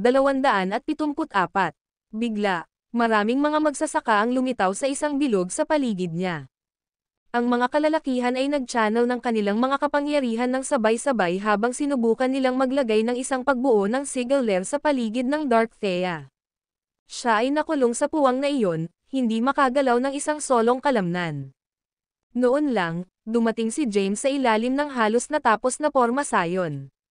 Mabilis siyang nagbago sa isang purplish gintong enerhiya ng Taybak. Ang enerhiya ng Taybak ay bumaril patungo sa mata ng porma sayon at sinira ito agad. Kasabay nito, pinamamahalaang ni James na makuha ang isang banal na tool mula sa pagbuo. Pagkatapos, nag-zoom siya sa buong kalangitan, na tinusok ang mga katawan ng dalawang Eurus 1 Dale Ranks 9th Tribulation Cultivator. Bago ang mga kalalakihan na nakapaligid sa kanila ay maaaring yumapekto, ang form ng enerhiya ng sword ng James ay patungo sa tatlong mga magsasaka na nasamsam ni Dark Thea. Shit! Ang isang tao ay naglalayong para sa isang sneak attack. Ang gitnang may edad na magsasaka na nakulong sa isa sa mga napakalaking kamay ay sumigaw. Sa isang flash, si James ay nagbago sa isang purplish gold na Taybak at tinusok sa pamamagitan ng isa sa katawan ng mga magsasaka ng ginang. Natigilan ang lahat sa kung gaano kabilis nangyari ang lahat. Sa kabilang banda, si Dark Thea ay nag-isip, ikaw ang matapang na tao, guwapo. Ang purplish gintong Taybak ay gumawa ng isang pagliko at binaril patungo sa iba pang dalawang magsasaka, na tinusok sa gitna ng kanilang mga katawan. Pagkatapos, huminto ito sa tabi ni Dark Thea. Ang tatlong mga magsasaka na ito ay bihag ng Dark Thea ay napapagod at nawala ang lahat upang labanan. Bilang karagdagan, nabigla sila sa kung paano nakamit lamang ni James, na nakamit lamang ang rurok ng Eurus 1 Dale rango ng 8 kapigatian, ay nakitungo sa kritikal na pinsala sa quasi-Dale-con rango ng rango tulad nila. Gumawa ba ng maayos? Nakamisik ang tanong ni James. Ipinagpalagay niya ang kanyang orihinal na hitsura. Ikaw ay napakatalino, at mukhang cool ka. Dark Thea giggled. Alam mo na hindi ka maaaring manalo laban sa mga matatandang ito sa iyong paglilinang. Kaya, ginamit mo ang form ng labanan sa Marcy Ice at ginawa ang mga mabilis na pag-atake. Sa kasamaang palad, nakuha mo na ang iyong sarili sa malaking problema ngayon. Maaari kang mamatay at mawala ang lahat ng iyong mga kapangyarihan ngayon. Ang turn ay magiging kasiyahan ko kung maaaring labanan at protektahan ang aking asawa, kahit nagugugol ang aking buhay. Buong pagmamalaki si James. Tumahimik sandali si Dark Thea. Tinatawag mo ba akong asawa mo? Itinapon siya ni James ng isang sulyap. Siyempre, Sino pa ang gagawin, isakripisyo ang aking buhay para sa... Si Dark Thea ay sumabog na tumatawa nang marinig ang kanyang tugon. Ito ay isang kahihiyan na hindi namin gugugol ang aming unang gabi ng magkasama, bagaman. Maaaring magbago iyon. Kinurot ni James ang kanyang mga labi habang dahan-daang sinulyapan niya ang mga tao sa kanilang paligid. Kung nais mong sundin ang aking pamunuan, maaari nating mabuhay ang isang panig na labanan. Si Dark Thea ay naiintriga. Ang mga kalalakihan na ito sa paligid namin ay ilan sa mga pinakamalakas na magsasaka na kilala sa iba't ibang mga mundo ng Genesis. Hindi ka dapat magsinungaling o magyabang tungkol sa iyong mga kakayahan. Lumawak ang grin ni James. Sabihin mo lang sa akin kung handa ka bang sundin ang aking tingga o hindi una. Oo naman. Si Dark Thea ay sumang-ayon sa chirpily, kung gagawin natin ito ng buhay, hanggang sa gumugol ng hindi mabilang na gabi sa iyo at may 12-12 ng mga bata. Kapag lumaki na sila, dadalhin natin sila at talunin ang mga matandang lalaki na ito. Tumawa si James ng buong puso. Gayunpaman, lahat kayo ay walang kahihiyan na magkasama upang ibagsak ang isang ginang na nag-iisa. James Caden, ang isang puting buhok na patriarch ay tumawag ng galit, kilala ka at ang Akvildor ay nasa parehong panig. Isang matatandang lady cultivator na snickered. Tulad ng inaasahan ng napili, nasugatan mo ang ika-9 na mga magsasaka ng Years 1 Dale rank kahit na ikaw ay nasa Years 1 Dale rango ng 8 kapigatian, na, ang ultimate golden body ay epektibo at malakas. Ito ay tunay na basura na ikaw ang may-ari ng kapangyarihang iyon. Panipi. Ang video na ito ay edited by Urban Storytelling. Kabanata 6275. Ang iba ay nakatitig sa pangungutya kay James. Ang kanilang mga sumusunod na komento ay tumulo sa pangungutya at panunuya. Ang isang Aksildor na tulad mo ay hindi karapat-dapat na magkaroon ng panghuli gininto ang katawan. Kahit na siya ay may panghuli gininto ang katawan, isang Years 1 Dale rango ng 8 kapigatian na tulad niya ay hindi maaaring talunin tayo. Nangangako akong malaya ang iyong buhay kung nais mong ibigay ang mga kapangyarihan ng panghuli gininto ang ginto katawan at lahat ng mga banal na tool. Paano ito tunog? Ang lahat ng mga mundo ng Genesis ay maaaring makinabang kung ibigay mo lamang ang mga banal na tool sa amin. Bakit abala ang pangangatuwiran sa kanya? Maaari lang tayong magtulungan at papatayin siya. Ang unang tao ay nakakakuha ng panghuli gininto ang katawan. Tama siya. Pa rin, nais lamang makuha ang mga banal na tool na dating pag-aari ng aking sekta. Ako rin. Ang dalawang Grand Patriarch mula sa sekta ng Timaeus ay maaaring magkaroon ng panghuli gininto ang katawan sa halip.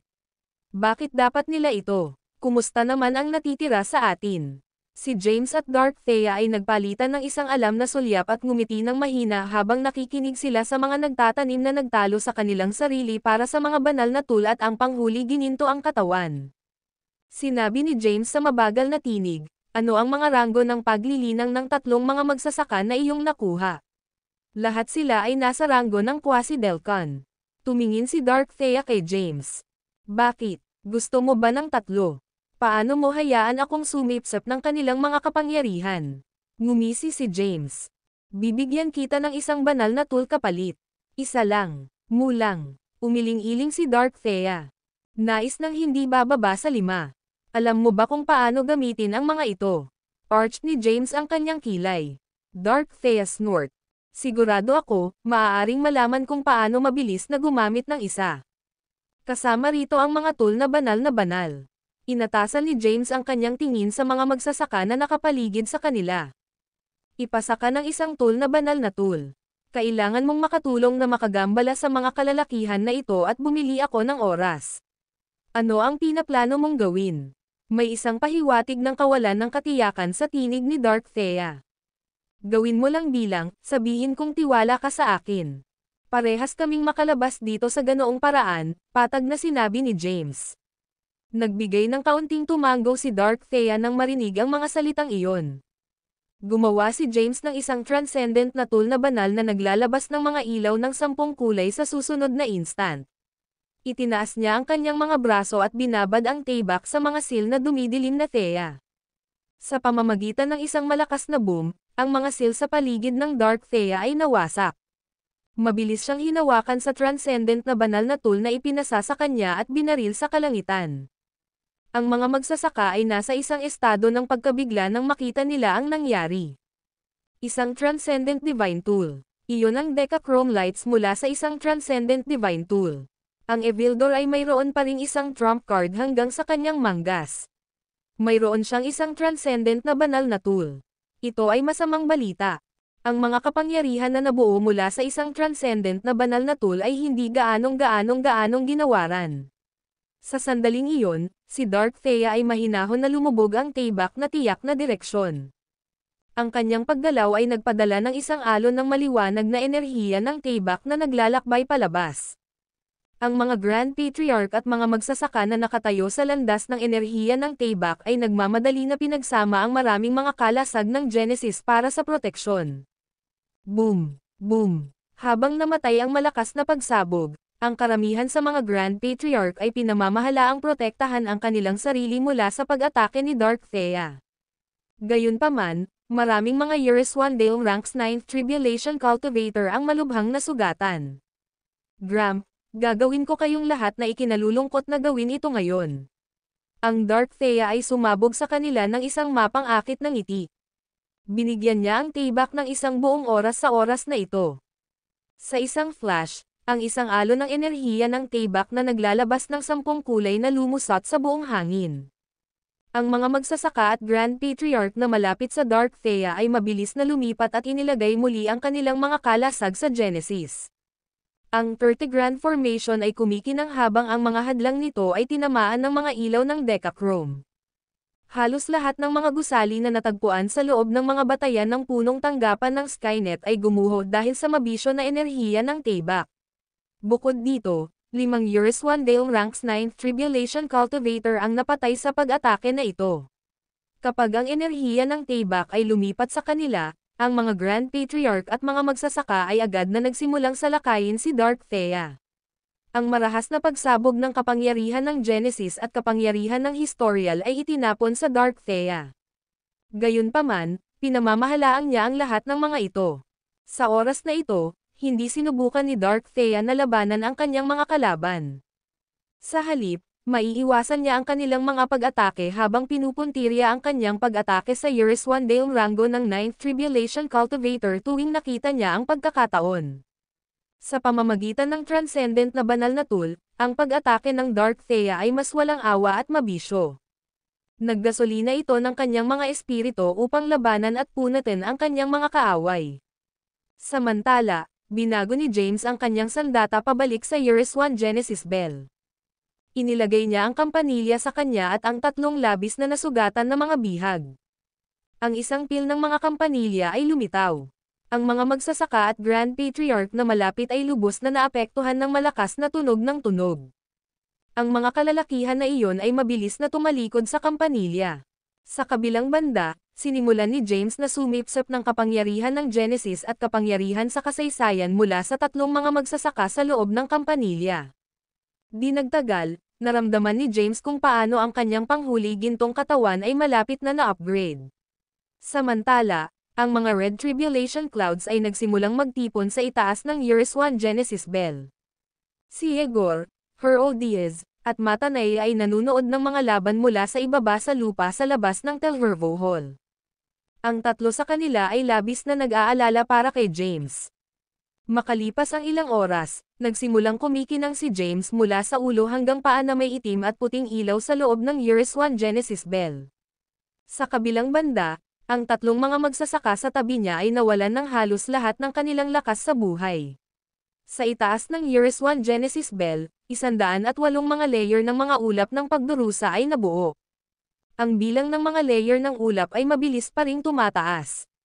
Ang langit na kapigatian ng kidlat ay nakazoom sa loob at labas ng mga layer ng ulap paminsan-minsan. Ang mga tunog ng kulog rumbling ay nakakatakot na malakas. Ang video na ito ay edited by Urban Storytelling. Kabanata 6276. Ito ang pagkawasak ng langit na pagdurusa. Ang mga mata ni Matanayas ay nagulat sa pagkabigla. Bakit niya na-trigger ang langit na pagdurusa sa time na tulad nito?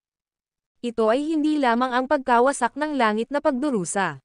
Sinabi ni Herodias na may isang mabagsik na ekspresyon, ang pagdurog ng langit na pagdurusa sa langit at pagkawasak ng langit na pagdurusa ay na-trigger din. Hindi ba ang nasa itaas na tatlo ang mga kalamidad na nilikha ni Tai Chi? Tanong ni Yegor sa isang nakataas na tinig. Si James ay lumilipat lamang mula sa Yeriswandale na ranggo ng ikawalong pagdurusa sa ikasyam na pagdurusa. Walang paraan na ito ay mag-trigger ng mga kalamidad. Ito ay dapat na sinasadya. Sinusubukan ni Tai Chi na maghiganti siya sa pamamagitan nito. Bumaril si Yegor sa hangin at mabilis na lumipad paitaas. Sa pamamagitan ng isang nakasimangot sa kanyang noo, mabilis na sinundan ni Herodias si Yegor. Parehong patungo sa makapal na ulap ng pagdurusa. Ano ang ginagawa niya? Mayroon ba siyang nais na kamatayan? Umiling ang boses ni Matanaya. Samantala, binigyan siya ni Dark Thea ng lahat upang hawakan laban sa kanyang mga kalaban sa pamamagitan ng paggamit ng transcendent na banal na tool na natanggap niya mula kay James. Noon lang, sina Yakis Holiness at Gladwon, na nanatili sa labanan sa lahat ng ito habang ay sumali. Sa pagdaragdag ng dalawang quasi-Dailcon rango ng mga magsasaka, ang grupo ng mga kalalakihan ay sa wakas ay pinamamahalaang upang hawakan ang Dark Thea sa pamamagitan ng pagsabog ng kanilang kapangyarihan sa kasaysayan sa kanya. Ang Dark Thea ay nag-swayed ng kaunti habang maraming madugong butas ang ginawa sa pamamagitan ng kanyang katawan. Nakita ni Gladwon ang pagbubukas. Ginawa niya ang paghinga ng Historial Dragon. In a flash, ang kalangitan sa itaas ay lumiwanag na may gintong ilaw. Ang Dark Thea ay maaaring makaramdam ng labis na presyon na bumababa sa kanya, na naging dahilan upang siya ay bumagal ng sabay. Ang mga kalalakihan sa paligid ng kanyang mabilis na pagsabog ng kapangyarihan ng Genesis at kapangyarihan ng Historial na naglalayong sa kanya. Sa pangalawa na iyon, lumitaw ito sa Dark Thea na maaaring ito ang wakas para sa kanya. Minsan, nakakaramdam ito ng malungkot upang labanan ang nag-iisa. Dark Thea ay sumulyap sa Yeriswan Genesis Bell na kung saan ay mabilis pa ring umiikot sa kanyang balikat. Gayunpaman, hindi ako nag-iisa sa labanan na ito. Bibilhin ka ng mas maraming oras kahit na, napilitang isakripisyo ang aking sarili sa pamamagitan ng pagsabog ng aking katawan. Nakarating siya sa isang nakaupo na posisyon sa hangin. Sa isang sulyap ng isang mata, libo-libong mga itim na lotus ang namumulaklak sa paligid ng madilim na Thea. Ang mga lotus ay nabuo ng isang madilim na kalasag na sumasalamin sa isang purplish-pink glow. Ang pagsabog ng kapangyarihan ng Genesis at kapangyarihan ng Historial ay umabot sa madilim na kalasag makalipas ang ilang segundo. Ang mga itim na lotus ay hinaypan ng halos agad. Ang mga bitek ay lumitaw sa Genesis Black Lotus sa ilalim ng madilim na Thea. Ang ginang ay nagtamo ng malubhang pinsala at samuka ng dugo kaagad. Mula sa timog, libo-libong napakalaking, gintong mga espada ang bumaril sa hangin, patungo sa direksyon ng madilim na Thea. Kinurot niya ang labi niya habang tinitigan niya ang kumikinang na mga tibak. I-drag ko kayong lahat kung matugunan ko ang aking pagtatapos dito ngayon. Dark Thea ay nakapikit ang kanyang mga mata. Ang ginang ay lumiwanag sa lahat ng isang purplish-pink na ilaw sa susunod na instant. Tulad ng malapit na niyang eye-channel ang kanyang mga kapangyarihan at suntok ang kanyang sariling katawan, ang umiikot na Yeriswan Genesis Bell ay nag-teleport at natakpan ang madilim na Thea sa loob ng mga dingding nito. Ang mga pag-crash ng bingi ay maaaring marinig habang ang mga napakalaking gintong tibak ay tumama sa Yeriswan Genesis Bell. Ang kampanilya ay lumiwanag na may isang kulay abo na ilaw habang ang pader nito ay nag-deflect ng lakas ng kasaysayan. Ang nagkalat na kapangyarihang pangkasaysayan ay napakalakas na sinira pa nito ang Telhervo Hall. Habang binuksan ni Dark Thea ang kanyang mga mata, nakita niya ang isang gwapong mukha. Ha! Tumahimik siya saglit. This bell of yours can withstand the Warbreak's attack. Bahagyang ngumiti si James. Hindi na tayo magbibiro. Pag-usapan natin kung paano ka namin mailalabas muna dito. Ano ang ibig mong sabihin? Ang Dark Thea ay nag-furrow ng kanyang mga browser. Maaari mo bang makita ang mga ulap ng pagdurusa sa itaas sa amin? Si James ay nagpatuloy ng patag. Ito ay magiging mapanganib kapag ang unang bolt ng kidlat mula sa mga ulap ng pagdurusa ay tumama dito. Ang mga matatandang lalaki na sinusundan mo ay babalik ka upang maiwasan ang langit na pagdurusa. Panipi. Papadalhan ka nito, kung saan mangyayari ang pagdurusa sa langit, sa pamamagitan ng paggamit ng Eurus-1 Genesis Bell. Dapat kang lumayo ng mas mabilis hanggat maaari, sabi ni James. Ang video na ito ay edited by Urban Storytelling. Kabanata 6277. Itinaas ni Dark Thea ang kanyang mga browser. Kumusta naman kayo noon? Si Igor, Lady Herodias, at Matanay ay protektahan ako. Ngumiti si James. Ang mga lalaking ito ay hindi ako makakasama. Gusto lang nila ang mga banal na tool. Nagsisinungaling ka. Ang mukha ni Dark Thea ay nagdidilim. Lumawak ang ngiti ni James. Kahit na, sa palagay mo ba hahayaan ni Igor at ng iba pa ang mga kalalakihan na iyon? Ang titig ni Dark Thea ay lumubog sa gilid. Mayroon kang isang punto. Maghintay tayo para sa unang bolt ng kidlat, kung gayon. Samantala, dapat mong pagalingin ang iyong mga pinsala hanggat maaari. Pinagsama ni James ang dalawang bola ng enerhiya sa kalagitnaan ng hangin. Ang Calydom Spiritual Fruits. Sa kabilang banda, umupo si James at ipinikit ang kanyang mga mata. Hindi na niya kayang mag-aksaya ng anumang oras. Kailangang maghanda si James upang harapin ang nakamamatay na mga pagdurusa sa langit sa lalong madaling panahon. Ang pinakamalaking pag-aalala niya ay tungkol sa kaligtasan ni Thea. Hindi naisip ni James na mawala ang kanyang buhay at ang kanyang mga kapangyarihan kung makakatulong siya sa kanya na makalabas doon ng ligtas. Higit sa lahat ng mga makapal na ulap ng pagdurusa, ang isang form na tulad ng tao na gawa sa itim at puting gas ay kumakaway ng mga kamay nito.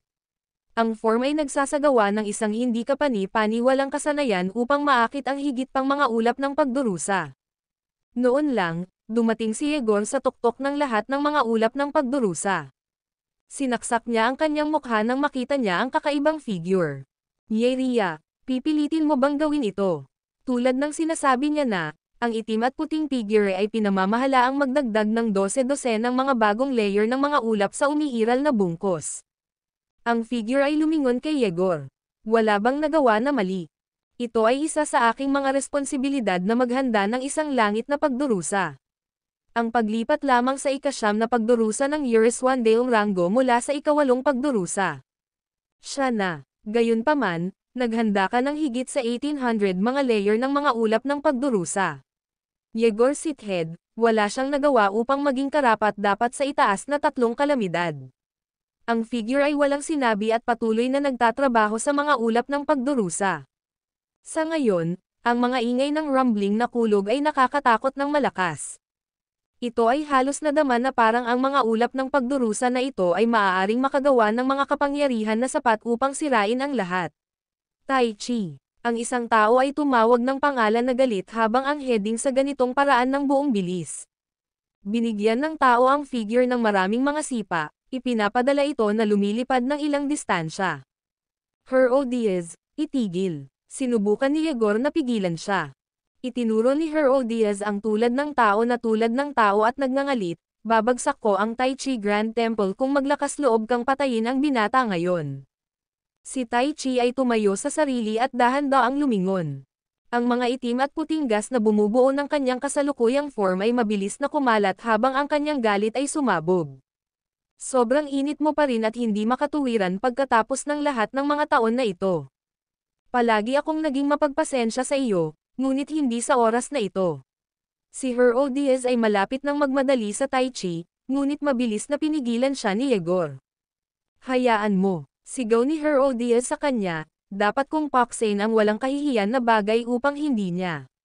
Herodias, sapat na. Nagbabala si Yegor sa isang mahigpit na tinig, maaari mong tapusin ang pagkawala ni James sa bawat pagkakataon upang mabuhay ito sa halip. Nang marinig ang kanyang mga salita, tiningnan ni Herodias si Yegor na may mga bilog na mata. Ang dalawa sa kanila ay gumawa ng isang pusta. Ipinaliwanag ni Yegor, kung maaaring gawin ito ni James sa pamamagitan ng langit na pagdurusa ay magpapasya sa buhay at kamatayan ni Yeria. Ang video na ito ay edited by Urban Storytelling. Kabanata 6278. Isa lamang sa kanila ang pinapayagan na mabuhay, at sila ay nakasalalay sa isang kontrata sa kaluluwa. Ang mga salitang iyon ay dumating bilang isang pagkabigla kay Herodias. Hindi niya maisip na sina James at Tai Chi ay kasangkot sa isang pusta na tulad nito. Sa kabilang banda, Itinaas ni Tai Chi ang kanyang mga kamay at pinaghiwalay ang maraming mga ulap ng pagdurusa sa tatlong natatanging mga layer. Ang ilalim na layer ay binubuo ng mga itim na ulap ng pagdurusa, na unti-unting nagbago sa 6,400 mini black Tai Chi diagram. Ang layer ay nakaunat sa kalangitan sa itaas ng punong himpilan ng Skynet. Sa gitnang layer, 3,200 mini puting Tai Chi diagram ang nabuo mula sa mga puting ulap ng pagdurusa. Sa pinakamataas na antas, ang mga ulap ng kulay abo na pagdurusa ay natipon upang mabuo ang 1,600 malaking kulay abo na mga diagram ng Tai Chi. Ang bawat isa sa mga diagram ng Tai Chi ay dumura at lumulutang sa loob ng kani-kanilang mga layer. Habang ang mga ulap ng pagdurusa na ito ng tatlong natatanging kulay ay ganap na nabuo, si Hero Diaz ay kumapit sa braso ni Yegor. Kahit na ikaw ay maaaring mapahamak habang dumadaan sa itaas na tatlong kalamidad. Wala bang ibang paraan na makakatulong tayo kay James? Pinaikit ni Yegor ang kanyang mga mata habang tinitigan niya ang tulad ng tao. Maaari naming pag-atake ang Tai Chi sa pamamagitan ng paggamit ng kapangyarihan ng TIRTA. Maaari naming pigilan siya mula sa pagsisimula ng itaas na tatlong kalamidad ng buong lakas. Gayunpaman, ano ito? Walang tiyaga ang tanong ni Hero Diaz. Dahan-daang sumagot si Yegor, kung gagawin natin iyon, isasaalang-alang ito bilang isang paglabag sa batas ng landas. Hindi kami makakapasok sa ranggo ng Delcon. Iyon lang. Sumimangot si Hero Diaz. Itinaas ni Yegor ang kanyang mga browser. Hindi mo ba iniisip iyon? Kami ay kasal sa isa't isa. Si Hero Diaz ay nagpakawala ng isang malambot na buntong hininga. Maaari kaming lumaban ng madalas, ngunit alam kung ano ang mararamdaman mo tungkol dito.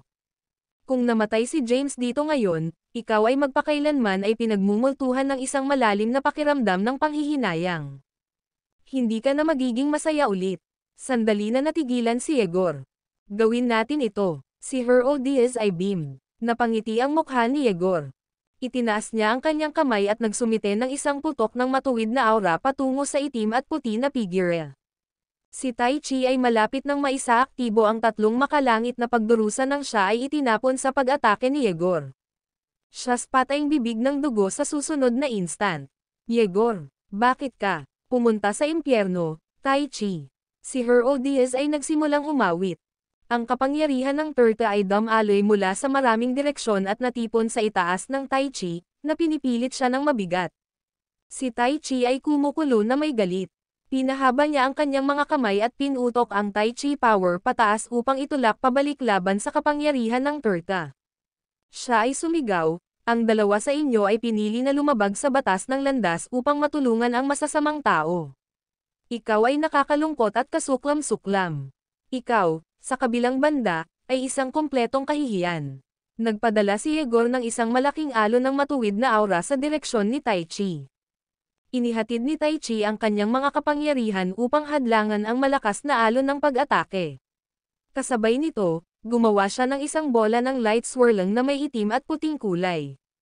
Pagkatapos, sinaksak niya ito patungo sa malaking kulay abo na mga diagram ng Tai Chi.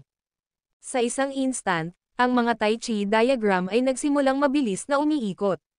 Maramihang mga bolts ng kidlat ay nagsimulang maglakbay patungo sa lupa. Ang thunder ay nag-crash sa kalangitan habang ang pagkawasak, pagdurog ng buto, at pagkawasak ng mga pagdurusa sa langit ay sabay-sabay na isinaaktibo. Si Hero Diaz ay nag-sit-head, Yeria, ikaw na babae. Siya teleport at sumali kay Yegor sa pag-atake sa Tai Chi. Ang isang napakalawak na labanan ay naganap sa pagitan ng tatlong pambihirang mga magsasaka sa itaas ng mga ulap ng pagdurusa.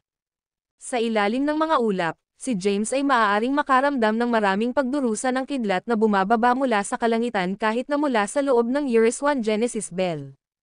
Ang video na ito ay edited by Urban Storytelling. Kabanata 6279. Tumingin siya kay Thea, na nakaupo na nakaharap sa kanya. Maghanda na umalis. Habang binuksan ni Thea ang kanyang mga mata, nag-teleport si James sa labas ng Eurus 1 Genesis Bell. Gamit ang panghuli gininto ang katawan na aktibo, si James ay humakbang sa isang Tai Chi diagram sa bawat paa. Tumawag siya ng malakas, ang mga nais ang panghuli gininto ang katawan, narito ako. Ang mga Grand Patriarch at mga magsasaka na umaatake sa Eurus 1 Genesis Bell ay tumigil kaagad. Lahat sila ay sumugod pagkatapos ni James na may matako na hitsura sa kanilang mga mata. Sa pamamagitan ng malaking puwersa, sinampal ni James ang kanyang kamay laban sa dingding ng Eurus 1 Genesis Bell. Ipinadala niya ang kampanilya na lumilipat patungo sa pasukan ng punong himpilan ng Skynet. Bigla, ang Eurus 1 Genesis Bell ay pinilit na huminto sa malayo habang bumagsak ito sa isang hindi nakikita na pader. Lumitaw na may naglagay ng isang sobrang silang formation sa paligid kung saan nangyayari ang labanan.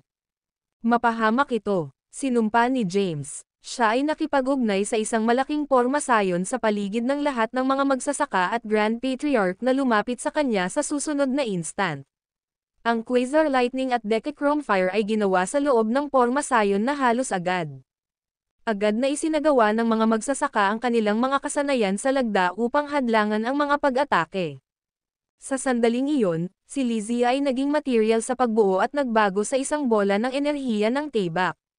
Nag-zoom siya sa puwang at sinira ang Genesis Divine Light ng lahat sa loob ng pagbuo ni James sa loob ng ilang segundo. Samantala, pinakawalan ni Fennec ang Galit Wind.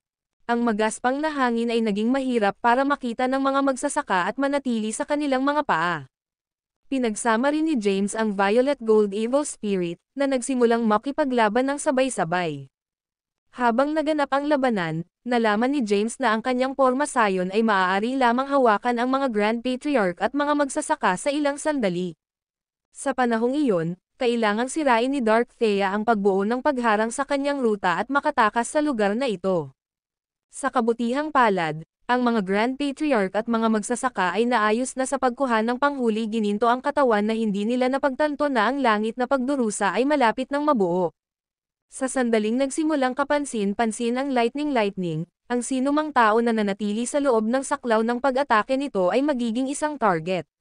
Madali nilang mawala ang kanilang buhay at kapangyarihan sa panahon ng mga pagdurusa sa langit sa antas na ito. Ang mga kalalakihan na iyon ay hindi pa napansin ang paparating na panganib. Upang mabili ang kanilang sarili ng mas maraming oras, isinagawa ni James ang mahusay na sumpa sa kasaysayan. Sinubukan ng mga kalalakihan sa loob ng pormasayon ni James ang kanilang makakaya upang maiwasan ang malakas na mga inskripsyon na inilabas ni James. Karamihan sa kanila ay may lasa ng nakakatakot na sumpa ng Francistes. Bukod dito, ang mga inscription ni James ay tila mas nakakatakot habang sila ay pinalamutian ng isang purplish gintong ilaw. Sa kabilang banda, si Dark Thea ay malapit nang lumabas sa Eurus 1 Genesis Bell upang sirain ang pagbuo ng silang ng makarinig siya ng bingi na kulog na nagmula sa kalangitan. Sa isang sulyap ng isang mata, maraming makapal na itim na bolts ng kidlat ang sinaktan at sinira ang pagbuo. Haha, mapapahamak ka, matandang lalaki. Tumawa si Dark Thea. Pagkatapos, nagbago siya sa maraming mga bola ng purplish-pink na ilaw, lumipad mula sa Eurus 1 Genesis Bell, at patungo sa pangunahing pasukan ni Skynet. Napansin ni James na halos agad. Mabilis niyang tinawag ang Eurus 1 Genesis Bell at binago ito sa sandata. Gamit ang nakasuot ng sandata sa kanyang katawan, sa wakas ay maaaring lumabas si James sa oras na ito. Ang video na ito ay edited by Urban Storytelling. Kabanata 6280. Noon lang, hindi mabilang na malalaking itim na bolts ng kidlat ang bumaba mula sa kalangitan. Napakarami sa kanila na tila na ang mga bolts ng kidlat ay malapit nang mapuspos ang lahat sa puwang na iyon. Ang mga magsasaka at Grand Patriarch ay alinman ay natigilan o nagulat sa kanilang mga wits nang mahuli ang paningin sa kanilang paligid. Hindi. Ito ang pagkawasak ng langit na pagdurusa. Ang isang puting buhok na Patriarch ay agad na nakasaad ng maraming mga light shields, ngunit sila ay sinira ng mga itim na kidlat na bolts sa isang instant. Ang tuso na tao ay sinusubukan na patayin tayo sa pamamagitan ng paggamit ng langit na pagdurusa. Nag-fume si Zayden, lahat, umalis ka rito ngayon. Sa kasamaang palad, ang babala ni Zayden ay huli na. Halos kalahati ng kanilang mga kalalakihan ay malubhang nasugatan matapos na masaktan ng unang pag-ikot ng mga itim na bolts ng kidlat. Ang mga napapanahong Grand Patriarch lamang ang nanatili. Gayunpaman, maaari lamang nilang pamahalaan upang maprotektahan ang kanilang mga sarili mula sa pagpinsala ng kapigatian. Sa sandaling iyon, Si James, na nakatiis sa itim na kidlat na bolt sa pamamagitan ng pagsusuot ng Eurus 1 Genesis Bell bilang kanyang sandata, ay nagturo ng isang pag-atake sa mga kalalakihan na iyon. Itinaas niya ang kanyang kaliwang kamay at na-channel ang masamang lakas upang mabuo ang mga energies ng itim na Tayback. Pagkatapos, sinabog ni James ang energies ng Tayback sa kanyang mga target. Karamihan sa mga magsasaka ay nakatuon sa pagprotekta sa kanilang mga sarili laban sa mga pag-atake ng pagkawasak ng langit na pagdurusa. Ang mga kalalakihan na ito ay hindi maaaring mag-extract anumang enerhiya upang hadlangan ang pag-atake ni James at nasugatan ng energies ng Tayback. Ang ilang mga magsasaka ay pinatay kahit na sila ay nagtamo ng mga kritikal na pinsala. Si Zayden ay ganap na naiinis. Ikaw ang tunay na gumagawa ng multo mula sa madilim na mundo. Mabilis niyang pinagsama ang isang napakalaking kamay upang mahuli si James. Bago maabot ng kamay ang target nito, nagbago si Lizzie sa isang pulang bola ng enerhiya ng Tayback at hiniwa sa kamay. Sa pamamagitan ng isang malakas na ingay, ang malaking kamay ay pinutol sa dalawa. Si Zayden ay nagpakawala ng isang daing sa sakit at natisod pa atras. Habang siya ay pansamantalang ginulo ng pag-atake, maraming mga itim na bolts ng kidlat at ang kidlat ng quasar ay nangyari sa lupain sa Zayden sa sandaling iyon. Napakalaki, ang mga pulang bitek ay lumitaw sa buong katawan niya. Sa puntong iyon, ang iba pang mga magsasaka at Grand Patriarch ay hindi rin maabala tungkol kay James. Halos lahat ng mga ito ay hindi nasaktan at nasugatan. Abala sila na sinusubukan na ipagtanggol ang kanilang sarili mula sa mga bolts ng kidlat na ginawa ng pagkawasak ng langit na pagdurusa. Gayunpaman, ang pagkawasak ng mga pag-atake ng langit na kapigatian ay pangunahing nakatuon kay James. Mahigit sa kalahati ng mga pag-atake ang nakadirekta sa kanya habang isinagawa ni James ang kanyang mga kasanayan sa lagda. Di nagtagal, nahulog ang sandata sa katawan ni James. Ang kanyang panghuli gintong katawan ay lumiwanag sa isang bulag na itim at puting ilaw. Noon lang, nag-ubo si James ng dugo. Para siyang isang demonyong Panginoon na nag-crawl lamang sa impyerno sa kanyang dugo na estado. Ang pagkawasak ng langit na pagdurusa ay hindi malaki sa isang pakikitungo. Ipapakita ko sa iyo na, may kontrol sa aking sariling kapalaran. Bellowed si James. Si James ay nagbago sa isang enerhiya ng Tayback na nagmumula sa itim at puting ilaw. Pagkatapos, bumaril siya patungo sa 3,600 maliit na Tai Chi diagram na umiikot sa hangin.